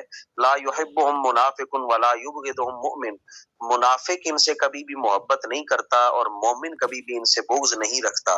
ومن احبہم احبہ اللہ، جو ان سے محبت رکھتا ہے اللہ اس سے محبت رکھتا ہے. ومن ابغضہم ابغضہ اللہ، جو ان سے بغض رکھتا ہے اللہ تعالیٰ اس سے ناراض ہوتا ہے. اور صرف اللہ نہیں بلکہ لوگ اس سے جو ہے وہ ناراض ہوتے ہیں. الناس دثار والانصار شعار، تو یہاں پر جو الفاظ ذکر کیے گئے لوگ اس چادر کی مانند ہیں، یعنی جو لوگ ہیں یہ چادر کی مانند ہیں. اور انصار آگے بڑھیں جی. والانصار شعار، اور جو انصار ہیں یہ جو ہے وہ اس کپڑے کی مانند ہے جو جسم کے ساتھ جو ہے وہ لگتا رہتا ہے. یعنی لوگ جو ہیں وہ چادر کی مانند ہے اور انصار اس کپڑے کی مانند ہے جسم سے لگتا رہتا ہے. اگر سارے لوگ ایک راہ پر چلے اور انصار دوسری راہ پہ چلے تو میں انصار کی راہ پر چلوں گا. یعنی جس راستے پہ انصار چلیں گے نبی پاک اس راستے کو پسند فرماتے ہیں. حضرت امیر معاویہ رضی اللہ تعالیٰ عنہ سے مروی روایت ہے کہ من حب الانصار فبحبی احبہم ومن ابغض الانصار ببغضی ابغضہم. یعنی نبی پاک صلی اللہ علیہ وسلم نے فرمایا جو شخص انصار سے محبت کرتا ہے وہ میرے ساتھ محبت کی وجہ سے ان سے محبت کرتا ہے، جو انصار سے بغض رکھتا ہے وہ میرے ساتھ بغض رکھنے کی وجہ سے ان سے بغض رکھتا ہے.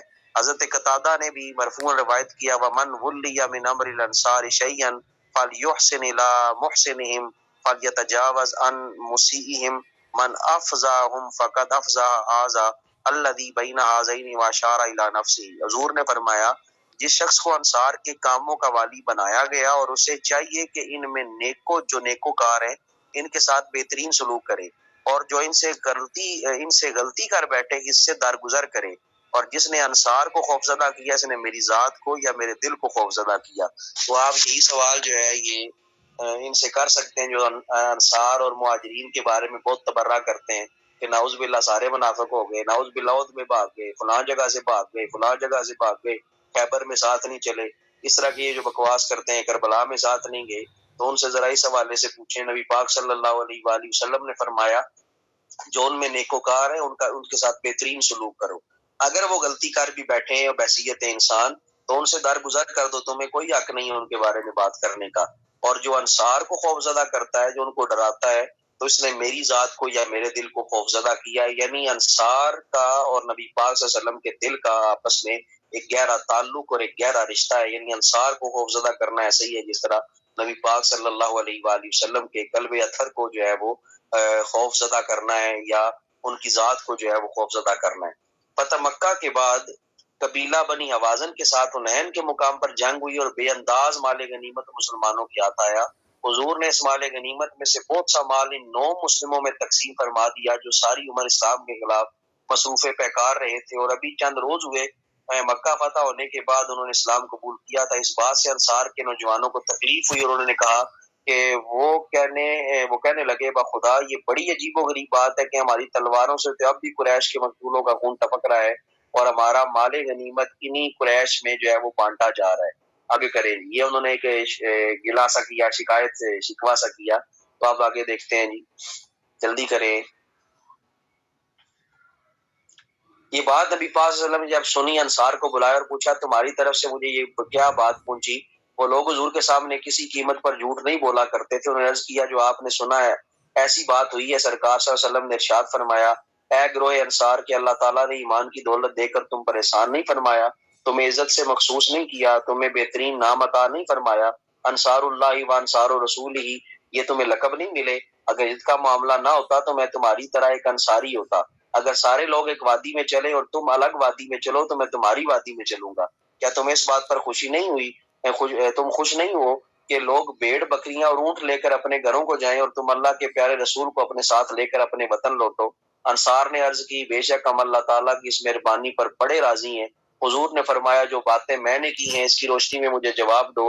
انصار نے کہا یا رسول اللہ وجدتنا فی ظلمت فاخرجنا اللہ بکا، اے اللہ کے رسول آپ نے ہمیں جو ہے وہ گمراہی میں پایا اور اللہ نے آپ کے ذریعے ہمیں جو ہے وہ گمراہی سے نکال کے جو ہے وہ ایمان کی روشنی عطا فرمائی. وجدنا علی شفا حفرۃ من النار فایدنا اللہ بکا، اے ہم جو ہے وہ اس وقت دوزخ کے گڑھے کے کنارے پر کھڑے تھے، اللہ تعالیٰ نے آپ کے واسطے سے ہماری تائید فرمائی. آپ نے ہمیں گمراہی میں پایا، بس اللہ تعالیٰ نے آپ کے ذریعے ہمیں ہدایت دی۔ بس ہم اس بات پر راضی ہیں کہ اللہ تعالیٰ ہمارا رب ہے، اسلام ہمارا دین ہے، اور محمد صلی اللہ علیہ وآلہ وسلم ہمارے نبی ہیں۔ یا رسول اللہ، جو آپ کا جی چاہے وہ آپ کریں۔ تو اپنے غلاموں کا یہ نیاز مندانہ جواب سن کر نبی پاک صلی اللہ علیہ وسلم ان کی مزید دلجوئی کرتے ہوئے فرماتے ہیں، جو جواب تم نے مجھے دیا، اگر اس کے سوا کوئی اور جواب تم دیتے تو میں اس کی تصدیق کرتا، یعنی اگر تم یہ کہتے کہ آپ ہمارے پاس گھر سے نکالے ہوئے آئے تھے، ہم نے آپ کو پناہ دی، آپ کو جھٹلایا جاتا تھا، ہم نے تصدیق کی، آپ بھی یارو مددگار تھے، ہم نے آپ کی مدد کی، آپ کی دعوت کو لوگوں نے مصد کیا، ہم نے قبول کیا، اگر تم یہ جواب دیتے تو تم سچے تھے۔ انصار سراپا ادب بن کر عرض کرتے ہیں، بل اللہ ذو الفضل علینا وعلی غیرنا، یہ سب اللہ تعالیٰ کا ہم پر فضل ہے اور دوسروں پر فضل ہے۔ ان سب پر گریہ طاری ہو گیا اور انہوں نے آنسوؤں کے دریا بہا دیے۔ حضور صلی اللہ علیہ وآلہ وسلم کی آنکھیں بھی ان کے ساتھ اشکبار ہو گئیں۔ اور آخر میں ایک حدیث پاک یہ ہے کہ نبی پاک صلی اللہ علیہ وآلہ وسلم نے فرمایا، الانصار احبائی فی الدین، کہ انصار جو ہیں وہ یہ سارے کے سارے میرے دوست ہیں، میرے دینی بھائی ہیں، اور دشمنوں کے مقابلے میں میرے دست و بازو ہیں۔ یہ آپ نے آج انصار کی عظمت، انصار کی رفت اور مقام جو ہے وہ سماعت کیا، آپ نے حدیث بھی سنی، آپ نے جو ہے وہ قرآن پاک بھی سنا۔ تو یہ انصار ہیں، ان سے ہمیں بھی اللہ تعالیٰ پیار کی، محبت کی، کرنے کی توفیق عطا فرمائے۔ اللہ تعالیٰ ہم سب کو ان کا ادب اور احترام کرنے کی توفیق عطا فرمائے۔ تو یہ آج کا آپ کا سبق تھا، انصار نے کس طرح اسلام قبول کیا۔ تو اللہ تعالیٰ مجھے بھی اور آپ کو بھی نبی پاک صلی اللہ علیہ وسلم سے وانہانہ محبت کرنے کی توفیق عطا فرمائے۔ آج یہی جو ہے وہ کلاس ہوگی، اگلی کلاس جو ہے وہ نہیں ہوگی۔ السلام علیکم ورحمۃ اللہ وبرکاتہ۔ اشرح لي صدري ويسر لي امري واحلل عقدة من لساني يفقهوا قولي رب زدني علما رب زدني علما رب زد فزد آمين ثم آمين۔ اللهم صل على سيدنا ومولانا محمد بعدد كل ذرة مئة ألف ألف مرة وعلى آله وأزواجه وآبائه وصحبه وبارك وسلم وصل عليه۔ السلام علیکم ورحمۃ اللہ وبرکاتہ۔ آج ہم تحریک قبول اسلام کا جو آغاز تھا اس حوالے سے گفتگو جو یہاں پہ موجود ہے اس کو اپنے کانوں کی سماعتوں کی زینت بنائیں گے۔ اسلام قبول کرنے کے لیے جن تحریکوں کا آغاز ہوا یا جو تحریک اس وقت کام کر رہی تھی اس کا آغاز کیسے ہوا، کن حالات میں ہوا، آج انشاءاللہ ان تمام حالات اور واقعات کا ہم جائزہ لیں گے۔ اللہ تعالی ہم سب کو نبی پاک صلی اللہ علیہ وآلہ وسلم کی سیرت کاملہ کو سمجھ کر اس پر عمل کرنے کی توفیق عطا فرمائے۔ اہل یثرب کے قبول اسلام کے اکا دکا واقعات تو بیعت عقبہ سے بہت پہلے رونما ہونے شروع ہو گئے تھے، جن میں سے ایک واقعہ آپ ابھی پڑھ آئے ہیں۔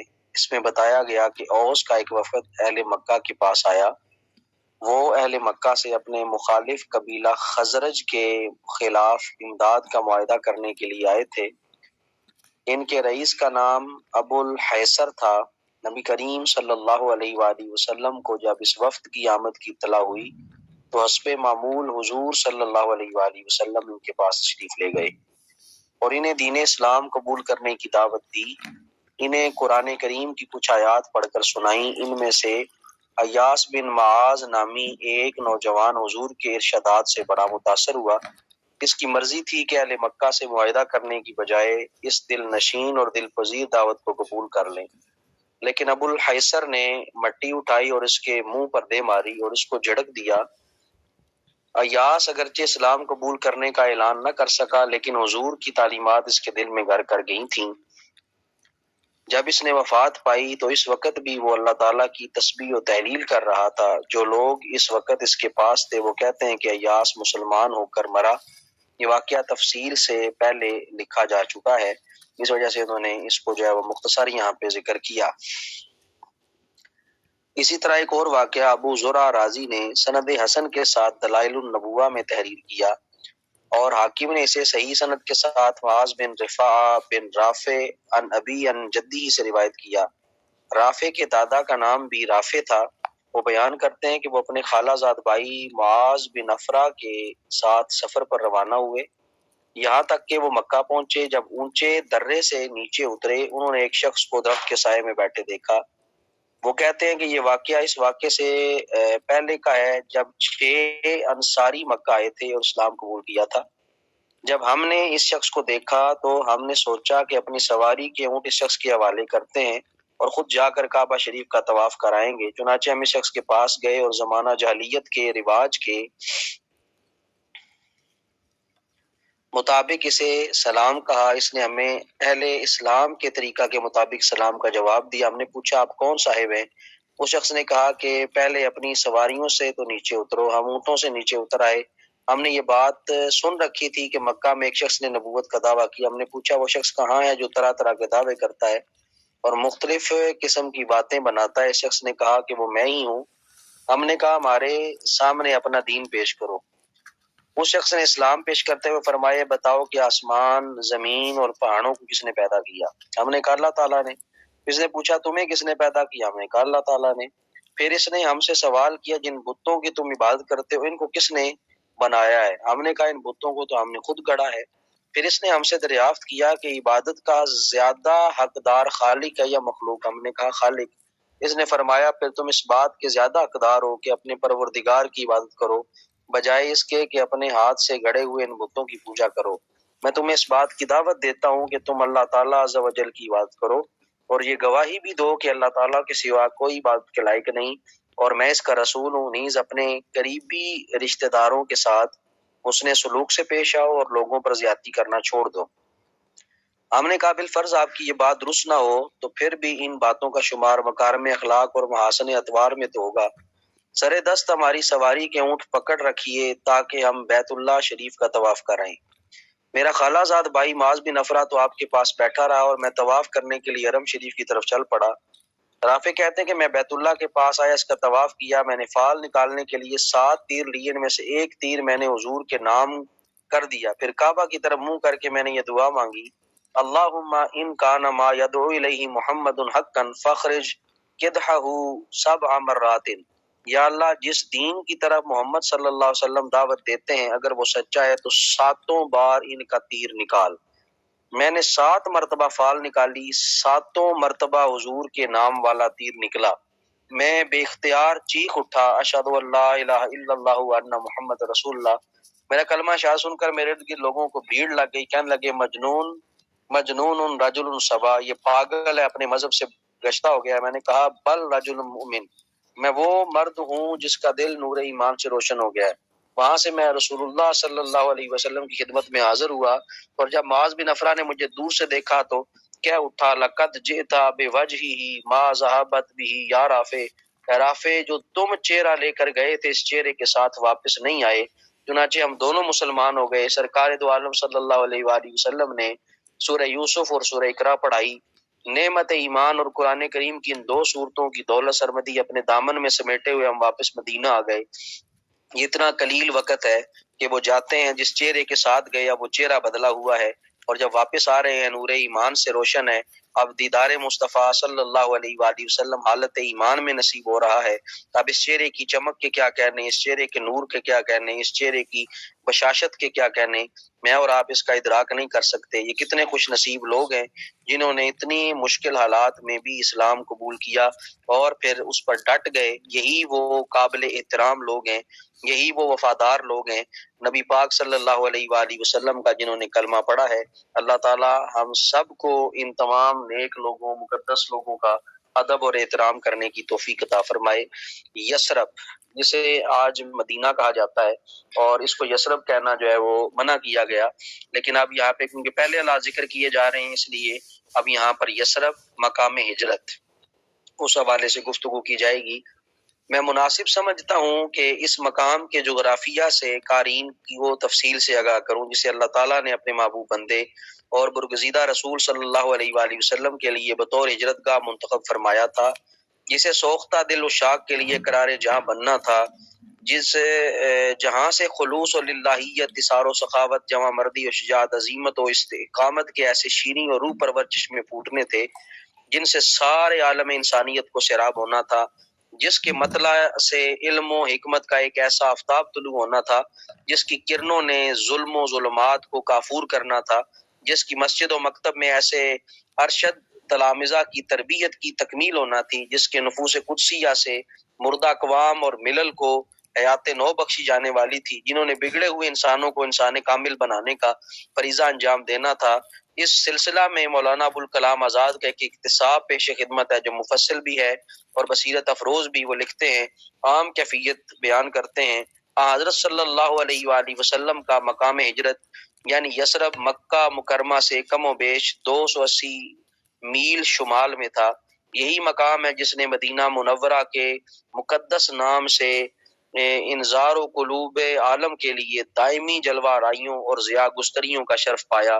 یہ پہاڑوں کے درمیان ایک وسیع مستطیل ہے جس کا طول 12 میل اور عرض کسی قدر کم ہے، اور اس کے جنوب میں جبل عیر ہے جو خاصا بلند ہے، اور شمالی حد پر جو پہاڑ ہے اس کا نام جبل سور ہے۔ دائیں بائیں یعنی شرقن غربن لاوے کی دیواریں ہیں جنہیں لاہتین یا حرتین کہتے ہیں۔ مشرقی جانب ہرہ واقع ہے اور غربی جانب ہرہ و برہ ہے۔ میدان کے جنوبی اور مشرقی حصے کی سطح کسی قدر بلند ہے، اس لیے یہ عالیہ یا والی کہلاتا ہے۔ پھر جیسے جیسے شمالی جانب بڑھتے جائیں سطح کسی قدر پست یا ہموار ہو جاتی ہے۔ میدان کے بیچ میں بھی چھوٹے بڑے ٹیلے ہیں، مثلا جبل صلہ جو شہر مدینہ منورہ سے قریباً شمالی جانب ہے، اس سے آگے جبل ذباب ہے۔ یعنی یہ سارا منظر جو ذکر کیا جا رہا ہے یہ مدینہ منورہ کے شمالاً جنوباً دائیں بائیں آگے پیچھے کا ذکر کیا جا رہا ہے کہ جنوبی کنارہ پر جبل عینین یا جبل رمات ہے۔ اس وادی کے شمال میں جبل عینین کے سامنے جبل احد ہے جو خاصا بلند اور طویل ٹیلہ ہے۔ وادیاں، میدان میں چشموں کے علاوہ وادیاں ہیں جن میں بارش کے وقت پانی بھرتا ہے، جن کی مجمل سی کیفیت یہ ہے: وادی رانونا جبل عیر سے نکل کر شمالی جانب بہتی ہے۔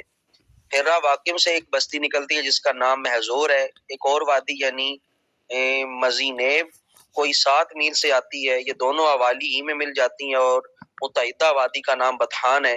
قباء سے تھوڑی دور آگے بڑھ کر وادی رانونا وادی بطحان میں مل جاتی ہے۔ پھر یہ وادی جس کا نام بطحان ہی رہتا ہے شہر مدینہ کے جنوبی اور مغربی حصہ سے گزرتی ہوئی شمالی جانب نکل جاتی ہے۔ یہ ساری تفصیل جو ذکر کر رہے ہیں یہ جغرافیائی حالات ہیں مدینہ طیبہ کے۔ یہ مدینہ طیبہ کے شمالاً جنوباً مشرق اور مغرب میں کیا کیا چیزیں واقع ہیں، تو یہ جو ہے وہ چیزیں آپ کے پیپر پوائنٹ آف ویو سے جو ہے وہ اتنی اہم نہیں ہے، خاص کر یہ جغرافیائی جو اس کے حالات ہیں یہ اتنے ضروری نہیں ہیں، کیونکہ یاد رکھنا بھی مشکل ہے۔ جو بندہ وہاں پہ جا سکتا ہے، جو بندہ وہاں پہ گیا ہے وہی ان چیزوں کو یاد رکھ سکتا ہے یا لکھ سکتا ہے۔ یہ چیزیں آج تک ہمیں بھی یاد نہیں ہوئی کہ کس جگہ پہ کیا چیز واقع ہے، جب تک ہم وہاں پہ خود جا کے اس کو جو ہے وہ مطالعہ نہ کریں، اور وہاں پہ کافی عرصہ رہنے کے بعد جا کے اندازہ ہوتا ہے کہ شمال جنوب میں کیا کیا چیزیں جو ہے وہ واقع ہیں۔ یہ صرف جو ہے وہ برکت کے لیے چیز پڑھی جا رہی ہے، تو اللہ تعالیٰ ہمیں ان تمام چیزوں کی برکات حاصل کرنے کی بھی توفیق عطا فرمائے۔ آبادیاں، اب اس میں آبادیوں کا ذکر کیا گیا ہے کہ کون کون سی آبادیاں یہاں پر جو ہے وہ موجود ہیں۔ اس وسیع میدان میں ایک بستی نہ تھی، بہت سی چھوٹی بڑی آبادیاں یا مواضع تھے، ان میں سے اکثر مدینہ منورہ کی توسیع میں ختم ہو گئے، لیکن زیادہ تر جنوبی اور شرقی جانب ہی تھے۔ مثلاً قباء مدینہ منورہ سے تقریباً 3 میل جنوب میں ہے، جہاں رسول اللہ صلی اللہ علیہ وآلہ وسلم ہجرت میں سب سے پہلے پہنچے اور چند روز قیام فرمایا، اور اب بھی یہ جو ہے وہ مقام موجود ہے۔ اور قباء میں آپ پیدل بھی جا سکتے ہیں، 3 میل تقریباً 4 سے 4.5 کلومیٹر جو ہے وہ بنتا ہے۔ آپ پیدل بھی یہاں پر پہنچ سکتے ہیں، گاڑی پہ بھی یہاں پہ جایا جا سکتا ہے، لیکن پیدل جانے کا وہاں پہ مزہ ہی اپنا ہے۔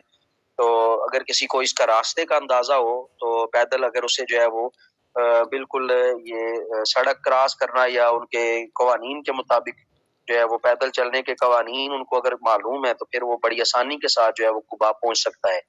عالیہ اور اوالی، جنوب مائل شرق پہ یہ چیز جو ہے وہ موجود ہے، یعنی تھوڑی سی اونچی بستی ہے، یہود کے قبیلہ بنی نذیر کی بستی جبل عیر کے مشرق اور قباء اوالی کے جنوب مشرق میں وادی مزینب کے جنوبی کنارے پر تھی۔ اس میں سے جانب جنوب کعب بن اشرف کا قلعہ تھا، اور یہ قلعہ غالباً اب بھی جو ہے وہ موجود ہے، اور یہ قلعہ مدینہ طیبہ کی جو ہے وہ گرد و نواح میں دکھائی بھی دیتا ہے۔ تو اب یہ ایگزیکٹ نہیں کہا جا سکتا کہ یہ وہی کعب بن اشرف والا قلعہ ہے، بہرحال تو باہر وہاں پہ کچھ نہ کچھ آثار موجود ہیں۔ یہود بنی قریظہ کی بستیاں والی میں وادی محظور کے جنوبی کنارے پر تھی، یہ تقریباً ساری یا مدینہ طیبہ کے اندر ہی شامل کر لی گئی ہیں۔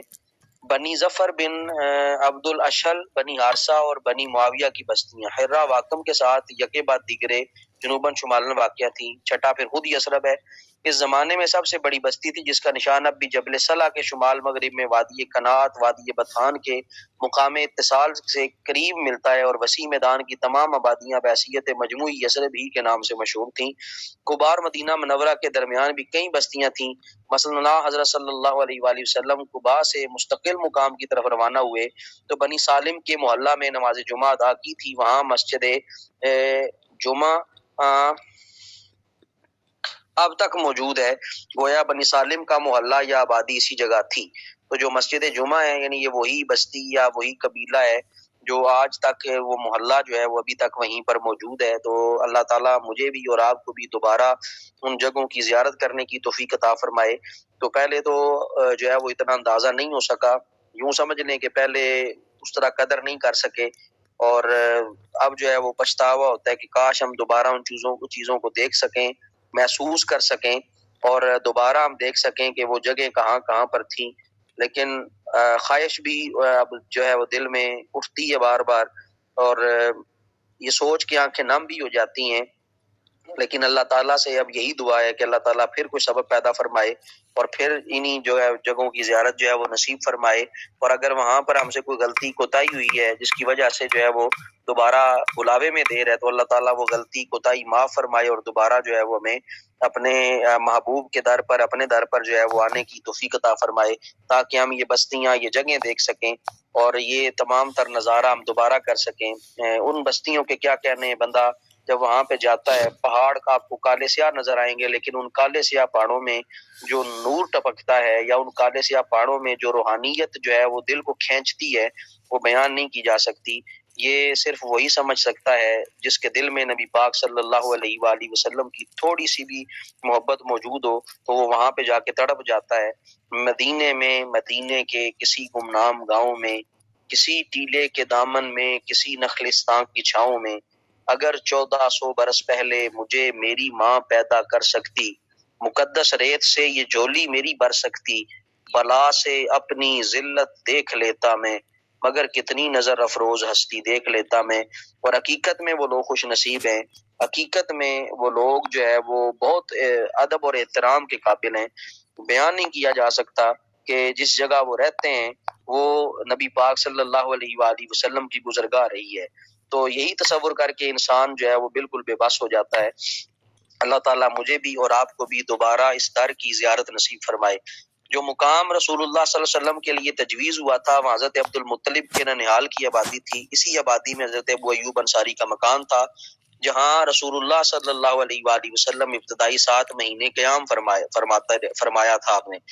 ان کے علاوہ آپ کے ہمسائے میں سعد بن عبادہ، سعد بن معاذ، عمارہ بن حزم کے مکانات تھے۔ پھر آپ صلی اللہ علیہ وسلم نے وہی زمین خرید کر مسجد تعمیر کروائی، نیز ازواج کے لیے اجرے بنائے۔ آگے چل کر اسی آبادی نے شہر کی حیثیت اختیار کر لی، یہی مقام مدینہ الرسول یا مدینہ النبی کے نام سے مشہور ہوا۔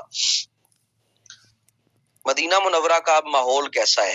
اب صرف یہ عرض کرنا باقی رہ گیا کہ حضرت صلی اللہ علیہ وآلہ وسلم کی تشریف آوری پر جس آبادی نے مرکزی حیثیت حاصل کی، اس کی عام کیفیت کیا تھی۔ جنوب مشرق، شمال مشرق میں کھجور کے گھنے باغات تھے جن میں سے اکا دکا آدمی گزر سکتے تھے، مگر کسی فوج کے لیے گزرنا ممکن نہ تھا۔ نیز ان حصوں میں سے ہر طرف چھوٹی چھوٹی بستیاں پھیلی ہوئی تھیں۔ یثرب کے شمال مشرق میں بھی جبل احد تک ایک ایسے باغات تھے، شمال جانب صرف تھوڑا سا حصہ ہے جہاں سے کوئی فوج مدینہ منورہ پر چڑھائی کر سکتی تھی۔ قیاس یہ ہے کہ جنگ احزاب کے موقع پر اسی حصہ میں خندق کھودی گئی تھی جس کی حد آثار المدینہ منورہ میں شمال مشرق سے شمال مغرب تک بتائی گئی ہے۔ محمد حسین ہیکل مرحوم نے فی منزل الوحی میں اس کی جو ہے منزل الوحی میں اس کی پیروی کی ہے۔ ڈاکٹر حمید اللہ نے خندق کی ابتدا دیار بنی عبد الاشل سے کی ہے، گویا لابا شرقیہ حرہ واقم کی جڑ سے پہلے سرہ و برہ تک لے گئے ہیں، پھر لوٹا کر جبل صلہ کے شمالی و مغربی کونے سے ملا دیا ہے، بارزاں وادی بطحان کے ساتھ اسے اس مقام تک لے آئے جہاں بطحان اور رانونا کا اتصال ہوا، گویا پوری شمالی اور پوری مغربی سمت خندق کے اندر آ گئی، جتنا حصہ سے دشمن کے حملے کا امکان تھا وہ پورا محفوظ کر لیا۔ غرض ڈاکٹر حمید اللہ نے نزدیک خندق تقریباً 3.5 میل لمبی، 10 گز چوڑی اور اتنی ہی گہری تھی، یعنی 3.5 میل لمبی یہ خندق ہے اور 10 گز چوڑی رکھی گئی، اور ایک گز جو ہے، جو اسلامی گز مانا جاتا ہے، آپ کی کونی سے لے کے جو درمیانی انگلی ہے اتنی یہ لمبائی ہوتی ہے، یعنی آپ کی کونی سے لے کے درمیانی انگلی تک جتنا بنتا ہے یہ ایک گز جو ہے وہ بنتا ہے، اور اتنی اس کو جو ہے وہ گہری رکھا گیا، تو ایک گز وہ آپ 10 گز خود اندازہ لگا لیں کتنی یہ چوڑی تھی اور کتنی گہری تھی۔ یثرب کے باشندے، یثرب بستی کا سنگ بنیاد کس نے رکھا، اس کے اولین مکین کون تھے، اس بارے میں مورخین کے متعدد اقوال موجود ہیں۔ وفاء الوفا میں جس قول کو ترجیح دی گئی یہ یثرب کے بانی امالکہ تھے، جو املاک بن ارفخشس بن سام بن نوح علیہ السلام کی نسل سے تھے۔ انہوں نے بہت عروج حاصل کیا، یہاں تک کہ وسیع و عریض رقبہ ان کے زیر نگیں آ گیا۔ بحرین، عمان، حجاز کا سارا علاقہ، شام و مصر کی حدود تک ان کی جو ہے وہ قلم رو میں داخل تھا۔ مصر کے فرائنہ بھی انہی کی نسل سے ہیں، بحرین اور عمان بھی انہی کی نسل سے جو لوگ آباد ہوئے انہیں جاسم کہا جاتا ہے۔ ابھی سارے حالات بتا رہے ہیں باشندوں کے بارے میں، کون کون وہاں پہ آباد ہوا، کون کون سی قومیں وہاں پہ آباد ہوئی ہیں، تو چیزیں آپ کو یاد رکھنے کے لیے، نہیں صرف برکت کے لیے ان کو جو ہے وہ آپ سنتے جائیں۔ ان الذی اختطا یثرب من العمالیق وهو یثرب ابن مہالیلا ابن اوس ابن املیک، کہ امالکہ میں سے جس نے سب سے پہلے یثرب شہر کی نشاندہی کی، اس کا نام یثرب بن مہالیل بن اوس بن املیک تھا۔ اس کے نام کے، اس کے بانی کے نام پر اس شہر کا نام یثرب جو ہے وہ مشہور ہوا، کیونکہ یہ یثرب ہی نے اس کو جو ہے وہ نشاندہی کی تھی اور اسی کے نام پہ یہ شہر جو ہے وہ مشہور ہوا۔ علامہ یاقوت حموی رحمۃ اللہ تعالی علیہ لکھتے ہیں کہ یعنی مدینہ میں جس نے سب سے پہلے کھیتی باڑی کی، کھجور کے درخت لگائے، مکانات اور قلعے تعمیر کیے، زرعی فارم قائم کیے، وہ امالیک تھے۔ ان کا نسب یہ ہے بنو امالک بن ارفخشس بن سام بن نوح علیہ السلام۔ تو یہ حضرت نوح کے بیٹے سام تھے، اور سام کے پھر آگے بیٹے ارفخشس، اور ان کے بیٹے آگے جو ہے وہ املاک، تو انہوں نے جو ہے وہ اس کو جو ہے وہ بنیاد دی۔ اب یہودیوں کی آمد کب شروع ہوئی؟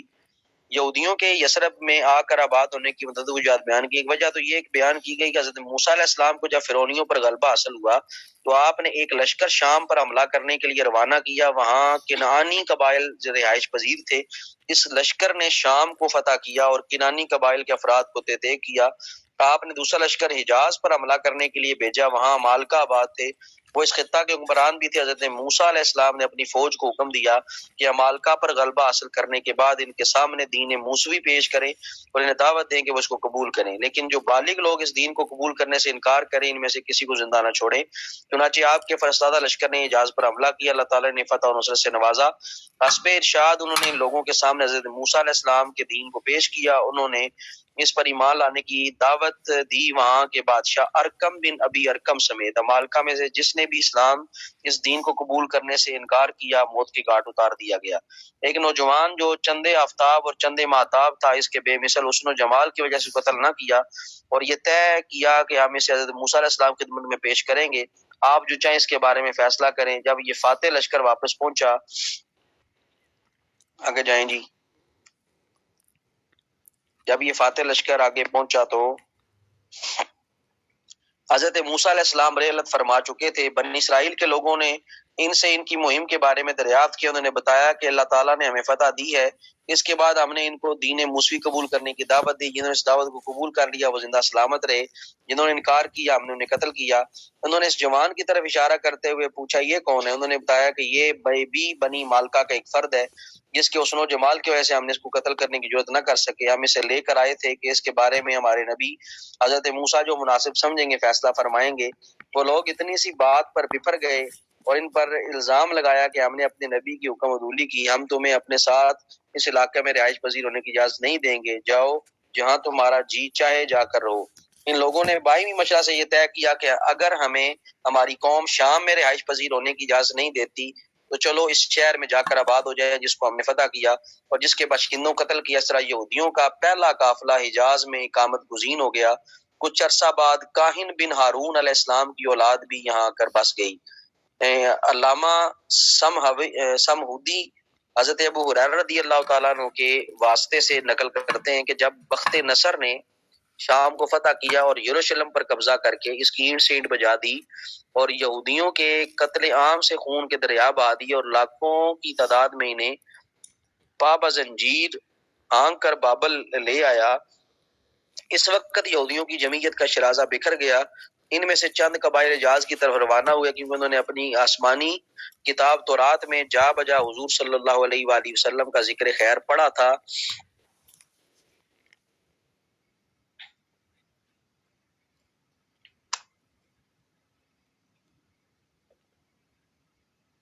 یہ بات نہیں سمجھ آئی آپ کی؟ اچھا، یہ آپ اوپر پوچھ رہی ہیں حضرت ابو ہریرہ کے واسطے سے نقل کرتے ہیں، مطلب حضرت ابو ہریرہ کی جو سند ہے اس سند سے جو ہے وہ نقل کرتے ہیں، یعنی وہ سند بیان کرتے ہیں۔ حضرت ابو ہریرہ سے یہ روایت ہے۔ علامہ سمہودی نے جو یہ آگے واقعہ نقل کیا ہے حضرت ابو ہریرہ رضی اللہ تعالیٰ عنہ سے، یہ واقعہ جو ہے وہ منقول ہے اور آپ نے اس واقعے کو بیان کیا اور حضرت علامہ سمہودی حضرت ابو ہریرہ ہی سے اس واقعے کو جو ہے وہ نقل کر رہے ہیں، یعنی آپ وہ ریفرنس دے رہے ہیں کہ حضرت ابو ہریرہ نے یہ واقعہ بیان فرمایا ہے۔ نبی پاک صلی اللہ علیہ وسلم کا ذکر خیر پڑا تھا، وہاں یہ بھی لکھا تھا کہ وہ نبی کریم اپنا وطن چھوڑ کر اسی جگہ قیام فرما ہوں گے جہاں نخلستان ہوں گے، دونوں طرف جلے ہوئے پتھروں کے سیاہ میدان ہوں گے۔ انہیں یہ شوق حجاز کی طرف لے آیا کہ شاید انہیں حضور صلی اللہ علیہ وسلم کی زیارت کا شرف حاصل ہو جائے اور وہ حضور پر ایمان لانے کی ذات سے پیراور ہو جائیں۔ اگر انہیں اپنی زندگی میں یہ سعادت نصیب نہ ہوئی تو وہ اپنی آئندہ آنے والی نسلوں کو یہ وصیت کر جائیں گے کہ جب بھی وہ نبی مکرم مبعوث ہو تو ذرا تامل کیے بغیر آگے بڑھیں اور ان کے دستے مبارک پر بیعت کریں اور السابقون الاولون میں شامل ہونے کا اعزاز حاصل کریں۔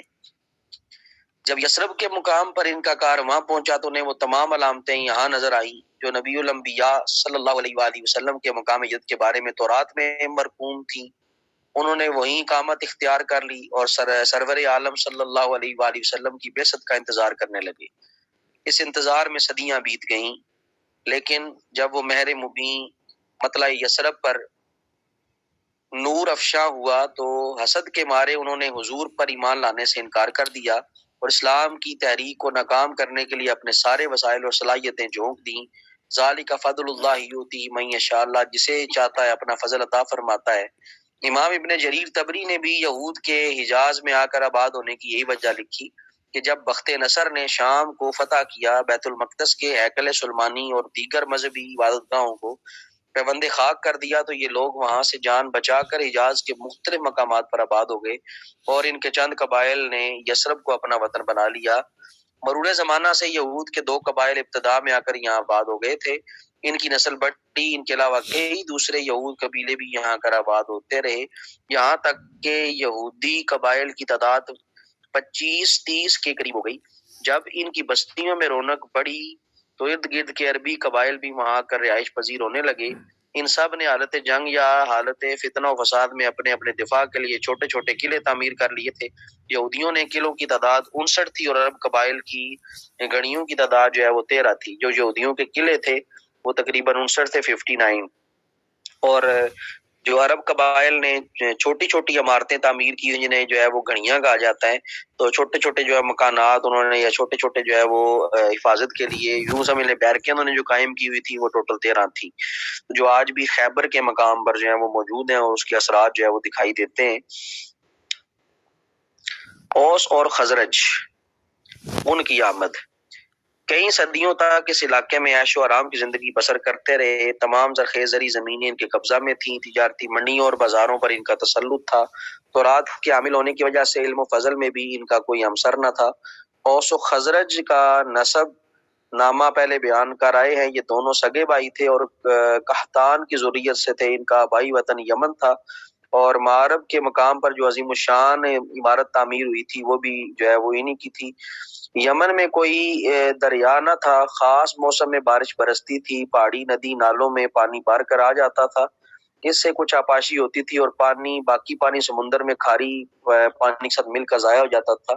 یمن کے ایک بیدار مغز حکمران نے اس بند کو تعمیر کیا، تمام برساتی نالوں کا پانی یہاں آ کر جمع ہوتا۔ یہ ایک فرسخ لمبا اور ایک فرسخ جو ہے وہ چوڑا تھا۔ یہ سنگلاخ پہاڑوں سے بنایا گیا تھا۔ اوپر نیچے اس کے 3 دروازے تھے۔ اس سے نیچے ایک بہت بڑا وسیع تالاب تھا جس سے 12 نہریں نکالی گئی تھیں جو ملک کے ہر حصے کو جو ہے وہ آپاش کرتی ہیں۔ یہ پہلا ڈیم تھا، یعنی یہ پہلا ڈیم جو ہے وہ بنایا گیا اس وقت، اور یہ طریقہ کار جو ہے وہ یمن کے ایک جو ہے وہ بادشاہ نے یہ طریقہ کار جو ہے وہ وضع کیا تھا۔ جب ڈیم بھرا ہوتا تو سب سے اونچا دروازہ کھولا جاتا اور اس سے پانی نکل کر نیچے ذخیرہ میں آ جاتا اور وہاں سے حسب ضرورت نہروں میں چھوڑ دیا جاتا۔ پانی کی سطح کم ہو جاتی، درمیانی دروازہ کھولا جاتا، اور جب بالکل پانی کم ہوتا تو نیچے والا دروازہ کھول دیا جاتا۔ یہ ڈیم اتنا بڑا تھا کہ موسم برسات میں ذخیرہ کیا ہوا پانی ان کی سال بھر کی ضرورتوں کے لیے کافی ہو جاتا۔ کچھ عرصہ تو وہ عنایت ربانی سے لطف اندوز ہوتے رہے، شکر بجا لاتے رہے، لیکن جب عرصہ دراز اس لطف و تنام میں گزرا تو ان میں سرکشی اور بے راہ روی کے آثار نمودار ہونے لگے۔ وقتاً فوقتاً اللہ تعالیٰ نے ان کی طرف سے اپنے نبی مبعوث فرمائے، لیکن شیطان ان کو ایسا ورگلایا کہ انہوں نے اپنے مخلص ناصحین کے واعظ و نصیحت کو سننے سے انکار کر دیا اور برملا کہنا شروع کر دیا۔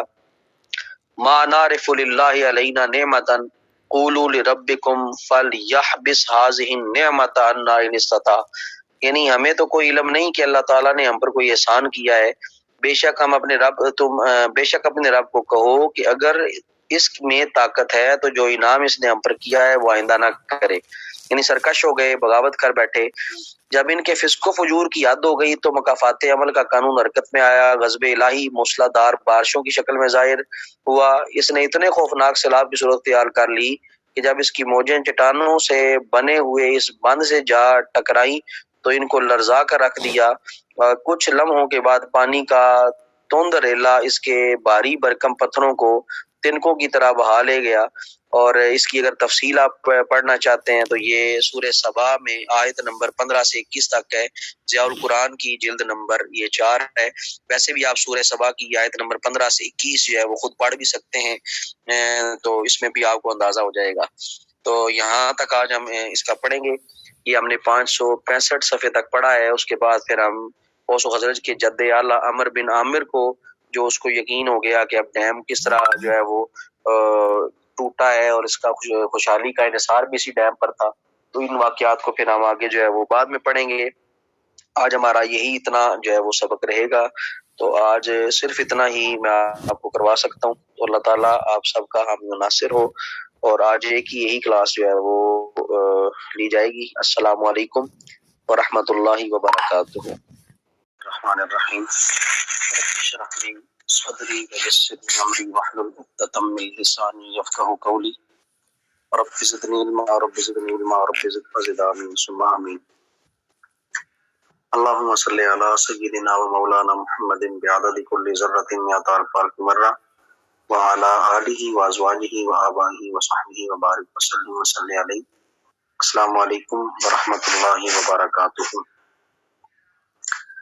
ضیاء النبی شریف میں آج جو ہم عنوان پڑھیں گے وہ انصار کا مشرف اسلام ہونے کے حوالے سے چند واقعات تھے، اور اسی ضمن میں آج ہم اوس و خزرج کے جد اعلیٰ سے اس کا آغاز کرتے ہیں کہ اوس و خزرج کے جد اعلیٰ عمر بن عامر کو جب یقین ہو گیا کہ یہ ڈیم جس پر ہماری خوشحالی کا انحصار ہے یا دار و مدار ہے، مسلسل بے التفاتی کی وجہ سے کمزور ہوتا جا رہا ہے، کسی وقت بھی اس کے ٹوٹنے کا آگے بڑھیں کسی وقت بھی اس کے ٹوٹنے کا تباہ کن حادثہ پیش آ سکتا ہے، اور اس کے ٹوٹنے سے جو تباہی آئے گی اس کا بآسانی اندازہ بھی لگایا جا سکتا ہے۔ عمر بن عامر کے عالی شان محلات اور حویلیاں، اس کی دولت کے ذخائر، اس کے غلے کے انبار بھی معرب میں تھے۔ اس نے اس سب کو بیچ کر ماں اہل و عیال وہاں سے چلے جانے کا پروگرام بنایا۔ معرب کا عظیم رئیس اگر اس طرح اپنی جائیداد کو فروخت کرتا تو سارے علاقے میں بے چینی کی لہر دوڑ جاتی۔ اس نے اس لیے ایک عجیب و غریب ہیلا تراشا۔ اس نے ایک یتیم بچے کی پرورش کی، بڑے لاڈ پیار سے اس کو پالا پوسا۔ جب وہ جوان ہوا تو اس کی شادی بھی کر دی اور اس کے جملہ اخراجات کا خود ہی کفیل ہوا۔ عمر نے اس کو ایک روز اپنے پاس تنہائی میں بلایا اور اسے کہا کہ جب ساری قوم میرے پاس جمع ہو تو میں تجھ سے کچھ بات چھیڑوں گا، یہاں تک کہ تلخ کلامی کی نوبت آ جائے گی۔ جب شدت غضب میں تجھے سخت سست کہوں تو تم مجھے ترکی بترکی جواب دینا، اور جب غصہ سے بے قابو ہو کر میں تجھے تھپڑ رسید کروں تو بھی اس کے جواب میں مجھے تماچا دے مارنا، یہ میرا حکم ہے۔ اس کی تعمیل تم پر لازمی ہے اور اسی میں میری اور تمہاری بہتری ہے۔ جب قوم کے افراد اس کے پاس جمع ہو گئے، طے شدہ پروگرام کے مطابق اس نے سکون سے گفتگو شروع کی۔ بات بڑھتی گئی، یہاں تک کہ غصے میں آ کر عمر نے اس کو گالیاں دینا شروع کی۔ اس نے بھی ذرا لحاظ نہ کیا اور جواب میں گالیوں کی بوچھاڑ کر دی۔ عمر نے اس کے چہرے پر تھپڑ رسید کیا۔ اس یتیم نے بھی آؤ دیکھا نہ تھا اس کو تماچا دے مارا، اور اس وقت عمر نے چلا کر کہا کہ ہائے ذلت و رسوائی، آج عمر کے فخر اور بزرگی کا جنازہ نکل گیا۔ اس نے قسم کھائی کہ وہ اس جوان کو زندہ نہیں رہنے دے گا، اس کو اس کی گستاخی کا مزہ چکھا کر رہے گا۔ لوگوں نے بیچ بچاؤ کر کے اس لڑکے کو قتل ہونے سے بچا دیا، لیکن عمر نے برخروطہ ہو کر اعلان کیا، خدا بخدا میں اس شہر میں نہیں رہوں گا جہاں میرے ساتھ ایسا کیا گیا ہے۔ میں اپنے تمام اموال کو فروخت کر دوں گا اور یہاں سے کوچ کر کے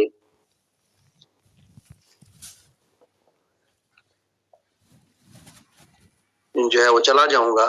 لوگوں نے اس کی برہمی کو غنیمت جانا، دڑا دڑ اس کے مکانات، بنگلے، حویلیاں، اس کی غیر منقولہ اور منقولہ سامان خریدنا شروع کر دیا۔ بنی ازد قبیلے کے چند خاندانوں نے عمر کی اقتدا کرتے ہوئے اپنی جائیدادیں فروخت کر دی اور وہاں سے کوچ کرنے کے لیے تیار ہو گئے۔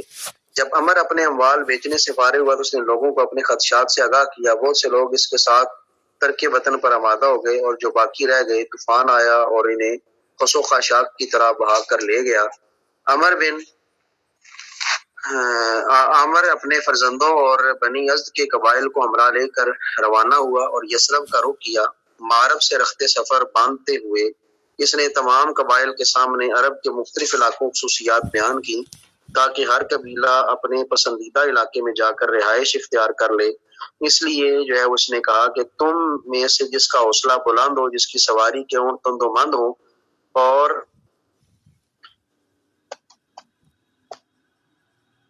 اس کے سامنے مقصد بڑا عظیم ہو تو چاہیے کہ وہ عمان کے پختہ ایوانوں میں جا کر سکونت پذیر ہو جائے۔ چنانچہ قبیلاز نے وہاں جا کر سکونت اختیار کی۔ یہ بنیادی طور پہ وہ اپنے علاقے سے نکلنا چاہتا تھا، کیونکہ جس جگہ پہ ڈیم بنایا گیا تھا اسے اندازہ تھا کہ وہ ڈیم ٹوٹنے والا ہے، اور جب ڈیم ٹوٹے گا تو میری ساری جائیداد جو ہے وہ تہس نہس ہو جائے گی، ختم ہو جائے گی، میرے پاس کچھ نہیں رہے گا۔ تو اس وقت بھی میں نے جو ہے وہ اپنے علاقے کو چھوڑنا ہے اور چلے جانا ہے، تو بہتر ہے کہ کوئی جواز ایسا بنا لوں کہ وہاں سے نکلوں، جائیداد بھی فروخت ہو جائے، نقصان بھی میرا نہ ہو اور میری شان و شوکت بھی جو ہے وہ اسی طرح باقی رہے۔ اور یہ کھیل کھیلا گیا تھا اور خود اس کو کہہ رہا ہے، اس نے اسی لیے جملے بولے تھے کہ میری عزت کا جنازہ نکل گیا، میں یہاں پہ نہیں رہوں گا، جائیداد بیچ ڈالوں گا۔ تو لوگوں نے وہ جائیدادیں خرید لیں۔ ایک پورا پلان اس نے تیار کیا ہوا تھا جو ہے وہ کارگر ثابت ہوا۔ پھر مختلف جگہوں پہ یہ قبائل یا مختلف لوگ جو ہے وہ جا کے آباد ہوئے۔ عمر نے کہا کہ تم میں سے جس کا حوصلہ بلند نہ ہو، سواری کا اونٹ کمزور ہو، تو اس کا مقصد بھی اہم نہ ہو، وہ ہمدان میں جا کر فروکش ہو جائے۔ چنانچہ اس کا بیٹا وداع ہمدان میں جا کر رہائش پذیر ہو گیا۔ عمر نے کہا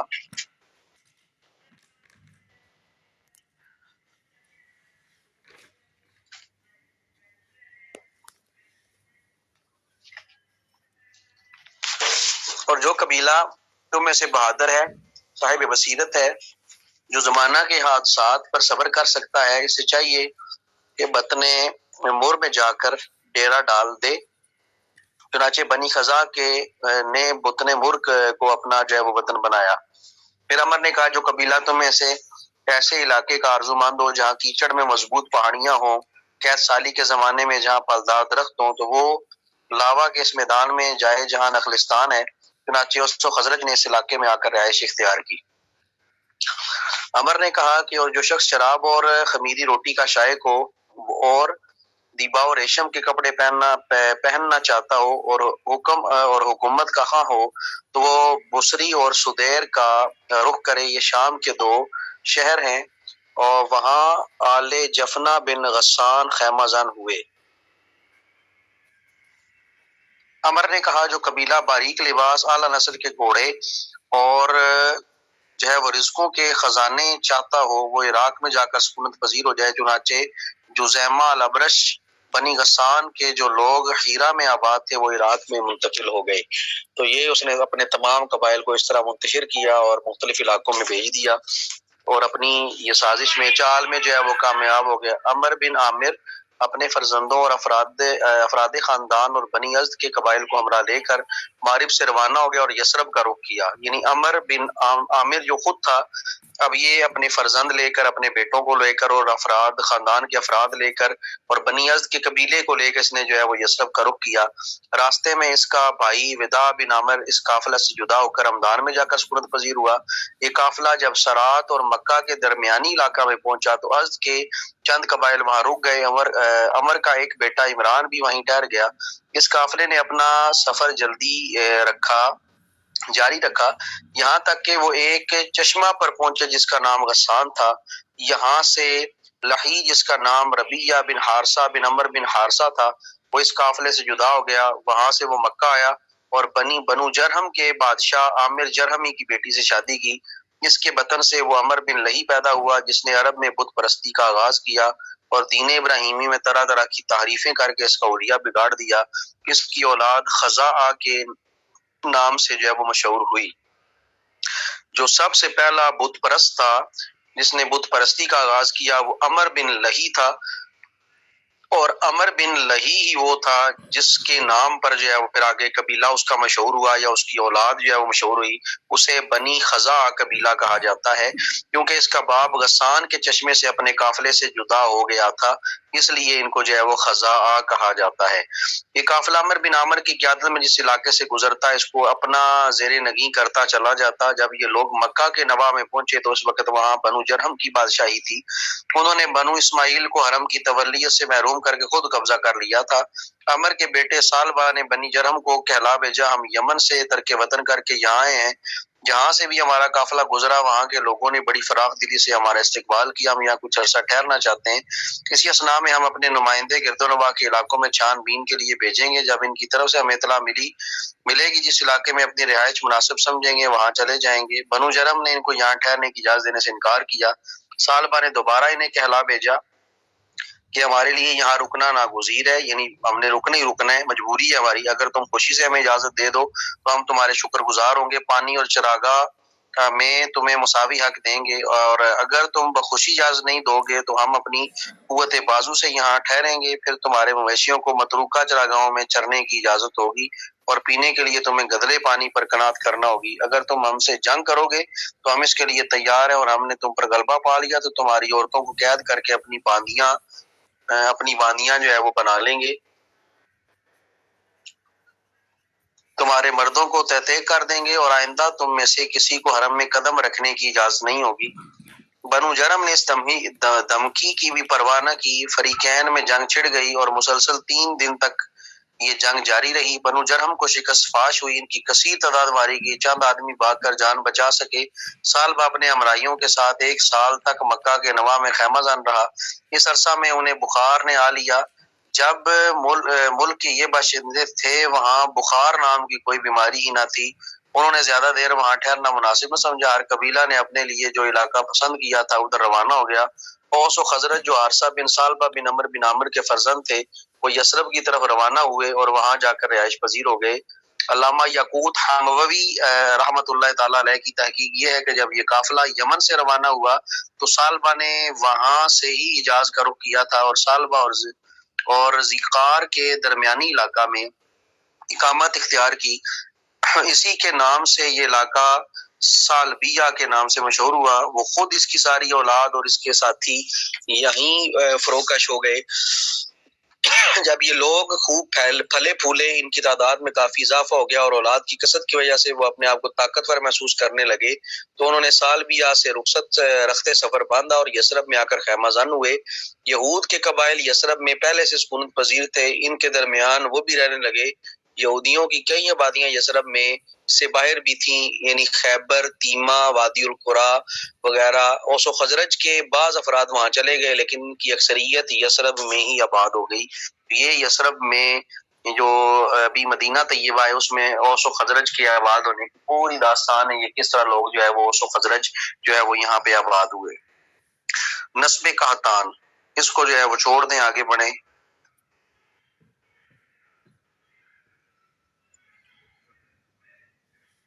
آگے جانے دیں۔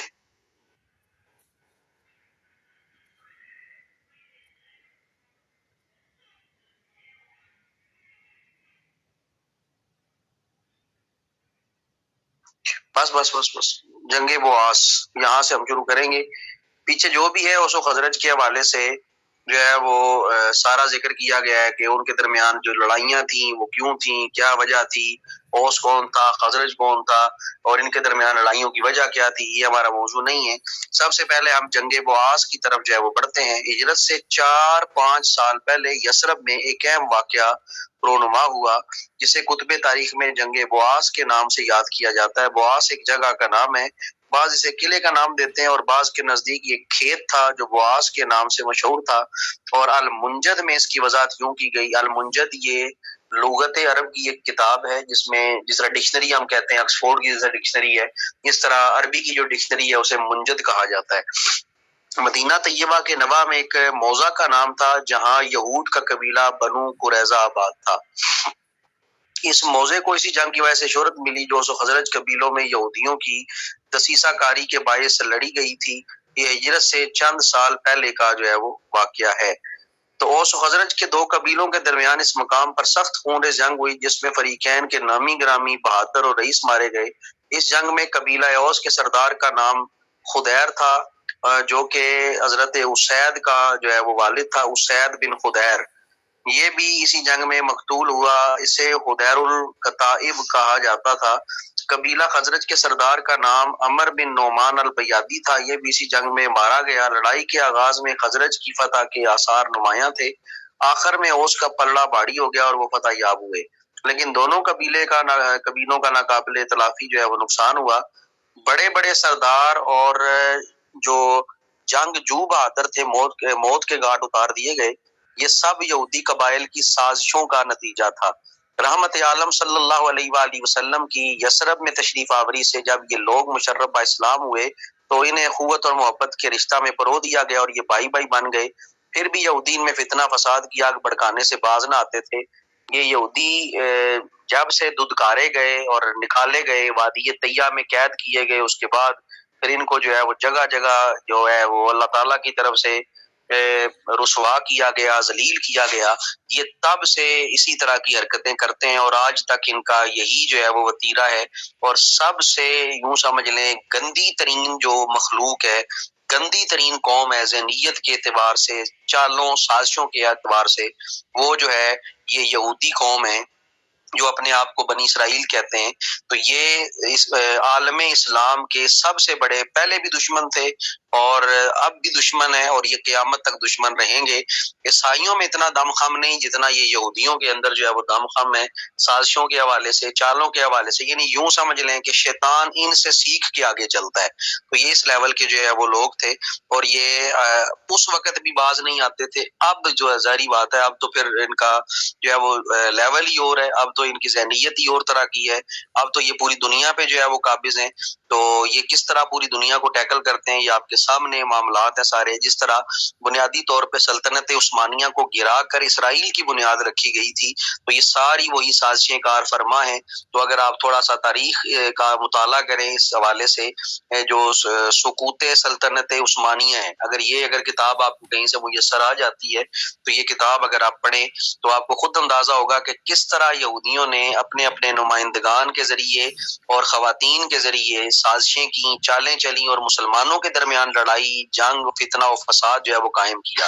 تو جس طرح ایک کتاب لکھی گئی، ہمفرے نے لکھی، ہمفرے کے اعترافات ایک کتاب ہے، جس میں اس نے باقاعدہ جو ہے وہ اعتراف کیا کہ بر صغیر پاک و ہند میں فرقہ واریت کا جو بیج بویا تھا وہ ہم نے، یعنی گریٹ برٹن جسے اس وقت کہا جاتا تھا، عظیم برطانیہ، اس نے بویا تھا، جس وقت یہ اہل حدیث اور دیوبند اور اہل تشیع جو ہے وہ زیادہ جو ہے وہ ابھارے گئے۔ شیعہ پہلے سے ہی آ رہے تھے لیکن زیادہ ان کو تقویت لکھنؤ میں دینے والے یہی لوگ تھے، امفرے کے اعترافات۔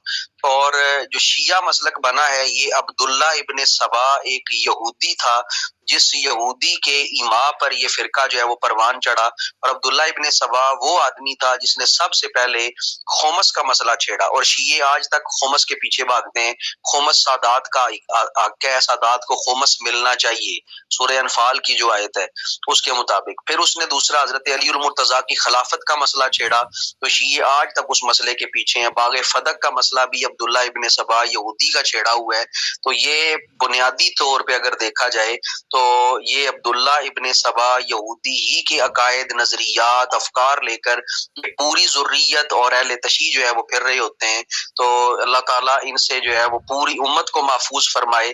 یہ اوپر سے جو ہے وہ مبادت المسلمین کا ایک جھنڈا لیے ہوئے گھوم رہے ہوتے ہیں، حالانکہ اندر خانے ان کے جو معاملات ہیں، یعنی یہاں تک ان کا عقیدہ ہے، نعوذ باللہ، ان کا ایک وہ گدھے کا بچہ ہے حسن اللہ یاری، جو کہ انگلینڈ میں بیٹھا ہوا ہے، اور وہ باقاعدہ کہتا ہے کہ تم جو ہے کسی طریقے سے حضرت ابو بکر اور حضرت عمر رضی اللہ تعالیٰ عنہما کا ایمان ثابت کر دو۔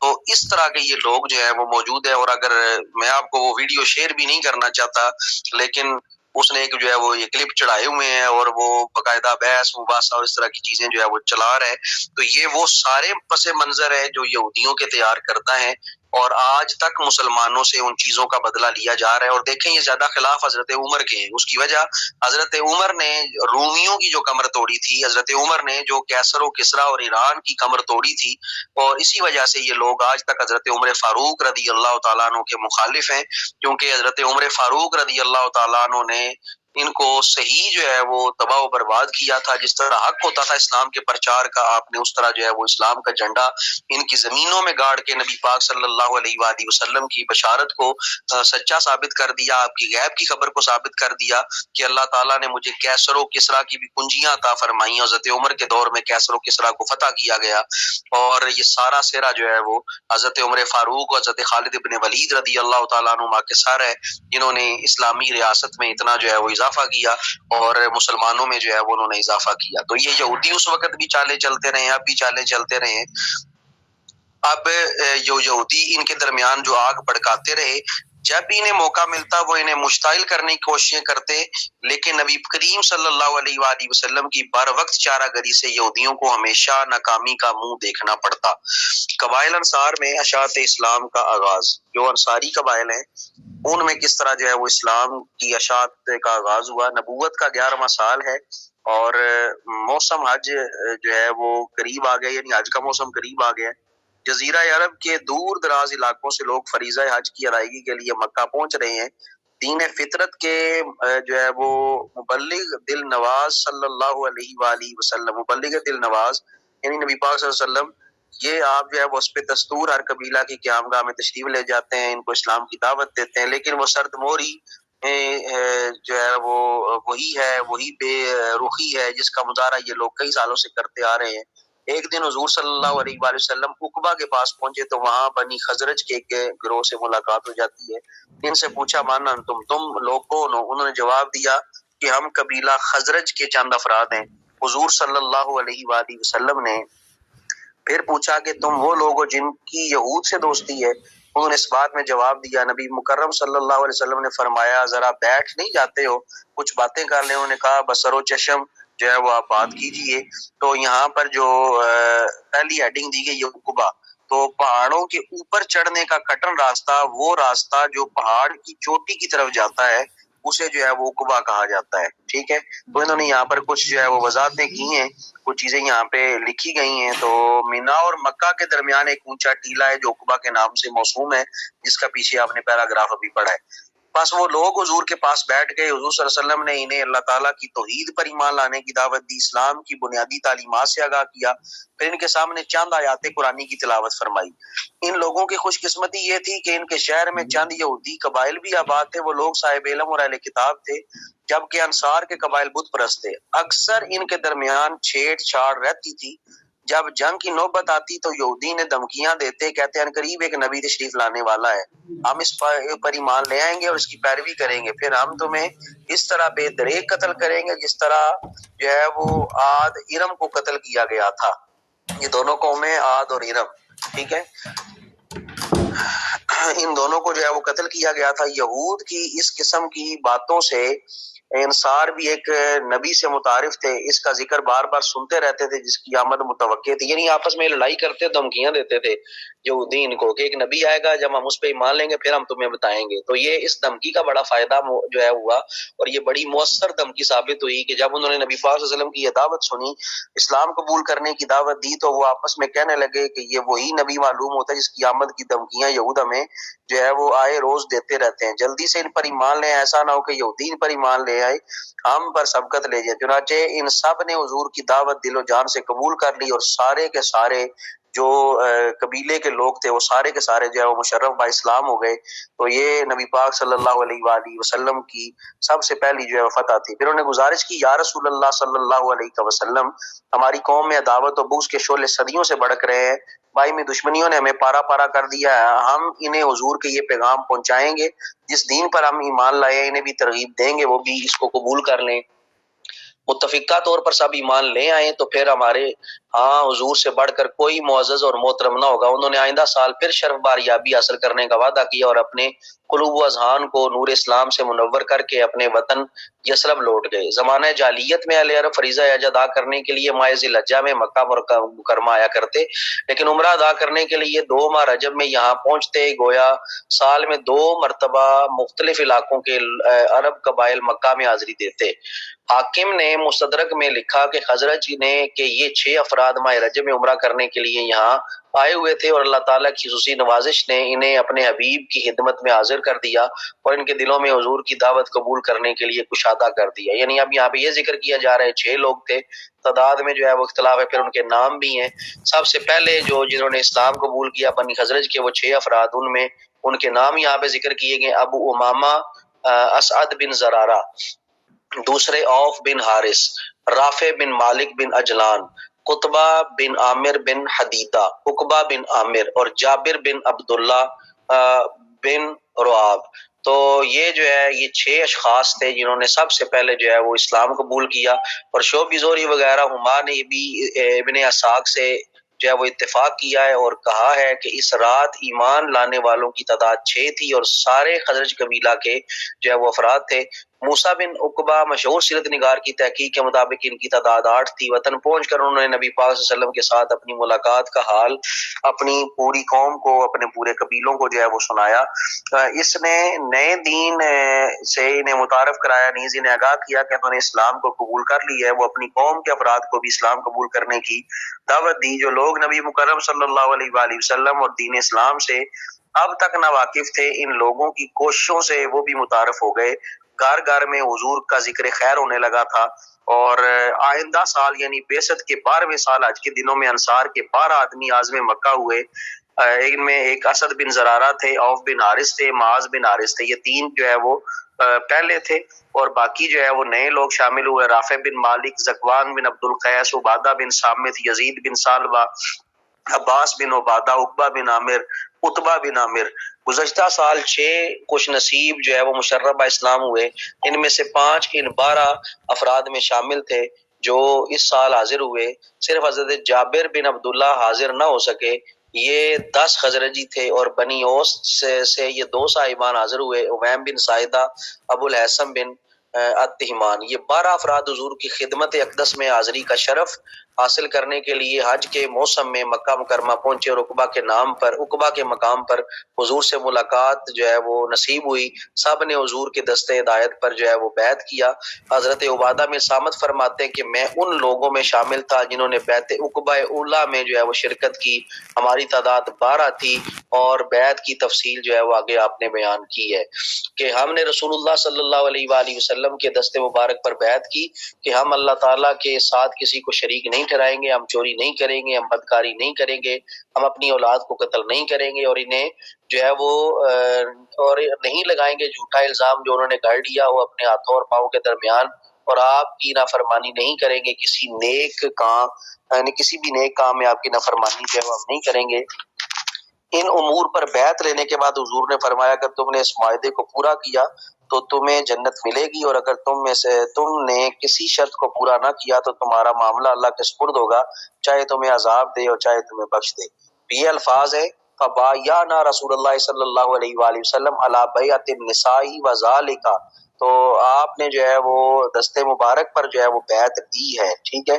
تو اس کا مطلب یہ ہوا کہ بیعت شرعی کرنا جو ہے وہ یہ کوئی بدعت نہیں ہے، یہ کوئی گناہ یا گمراہی کا باعث نہیں ہے، بلکہ بیعت کرنا، بیعت لینا، بیعت دینا یہ نبی پاک صلی اللہ علیہ وآلہ وسلم کی سنت مبارکہ ہے، اور آپ کے ہاتھوں میں انصار نے جو ہے وہ بیعت کی ہے۔ اور بیعت میں کیا چیز کی جاتی ہے؟ یہی ایک عہد و پیمان ہے، اس پر جو ہے وہ میری پوری ایک کتاب ہے حقیقت البیت عند اہل سنت والجماعہ کہ اہل سنت و جماعت کے نزدیک بیعت کی حقیقت کیا ہے۔ اس میں یہ حدیث پاک لا کے استدلال کیا گیا ہے کہ اگر کوئی پیر یا مرشد جو ہے وہ اپنے مرید کے ہاتھ میں ہاتھ دے کر اس کی بیعت لیتا ہے تو وہ بھی یہی عہد لیتا ہے کہ تم کبھی گناہ کے کام نہیں کرو گے، تم بدکاری نہیں کرو گے، اولاد کو قتل نہیں کرو گے، نماز کی پابندی کرو گے، ان وظائف کی پابندی کرو گے، اسی کو بیعت کہا جاتا ہے۔ اور بیعت کا بنیادی مقصد ہوتا ہے دل کی دنیا کو بدل دینا، دل کی دنیا کو تبدیل کرنا، اسلام کے راستے پر بگڑے ہوئے کو لے کے آنا، یہی بیعت کا بنیادی مقصد ہے۔ تو ایک شیخ کامل کا کام یہی ہوتا ہے کہ بگڑے ہوئوں کو سیدھے راستے پہ لے آنا، انہیں راہ ہدایت دینا۔ تو یہ سب سے بڑی دلیل ہے جی بیعت کی، اور یہ روایت بھی آپ کے سامنے ہے، حدیث پاک بھی آپ کے سامنے ہے۔ تو باقی آگے لکھا بھی ہوا یا ایھا النبی اذا جاءک المؤمنات یبایعنک، تو پھر آیت سورہ ممتحنہ کی آیت نمبر جو ہے وہ 12 نازل ہوئی کہ اے نبی جب آپ کے پاس مومنہ عورتیں بیعت کرنے کے لیے آتی ہیں ان سے یہی عہد لے لیں، ٹھیک ہے۔ تو وہ سارے عہد لکھے گئے ہیں، تو بیعت کا حکم جو ہے وہ قرآن میں بھی باقاعدہ موجود ہے کہ بیعت کرنا یہ جائز ہے، یہ شرعی بیعت ہے، اور شرعی بیعت کرنے میں کسی قسم کا کوئی حرج نہیں ہے، یہ باقاعدہ جو ہے وہ ضرورت ہے انسان کی، اور انسان کو ایک رہنما کی، ایک رہبر کی تلاش رہتی ہے، اور اگر وہ بیعت کر لیتا ہے اس کی تو اللہ تعالیٰ اس کے بدلے اسے جو ہے وہ راہ ہدایت نصیب فرماتا ہے۔ تو یہ آج کا آپ کا جو ہے وہ سبق تھا، تو آج ہم اتنا ہی کریں گے۔ تو اللہ تعالیٰ آپ سب کا حامی و ناصر ہو، یہ آپ صفحہ ذہن میں رکھیے گا، انشاءاللہ پھر آگے یہیں سے جو ہے وہ پڑھیں گے۔ اللہ تعالیٰ آپ سب کو دین کی سمجھ بوجھ عطا فرمائے، دین پر عمل کرنے کی توفیق عطا فرمائے۔ السلام علیکم ورحمۃ اللہ وبرکاتہ۔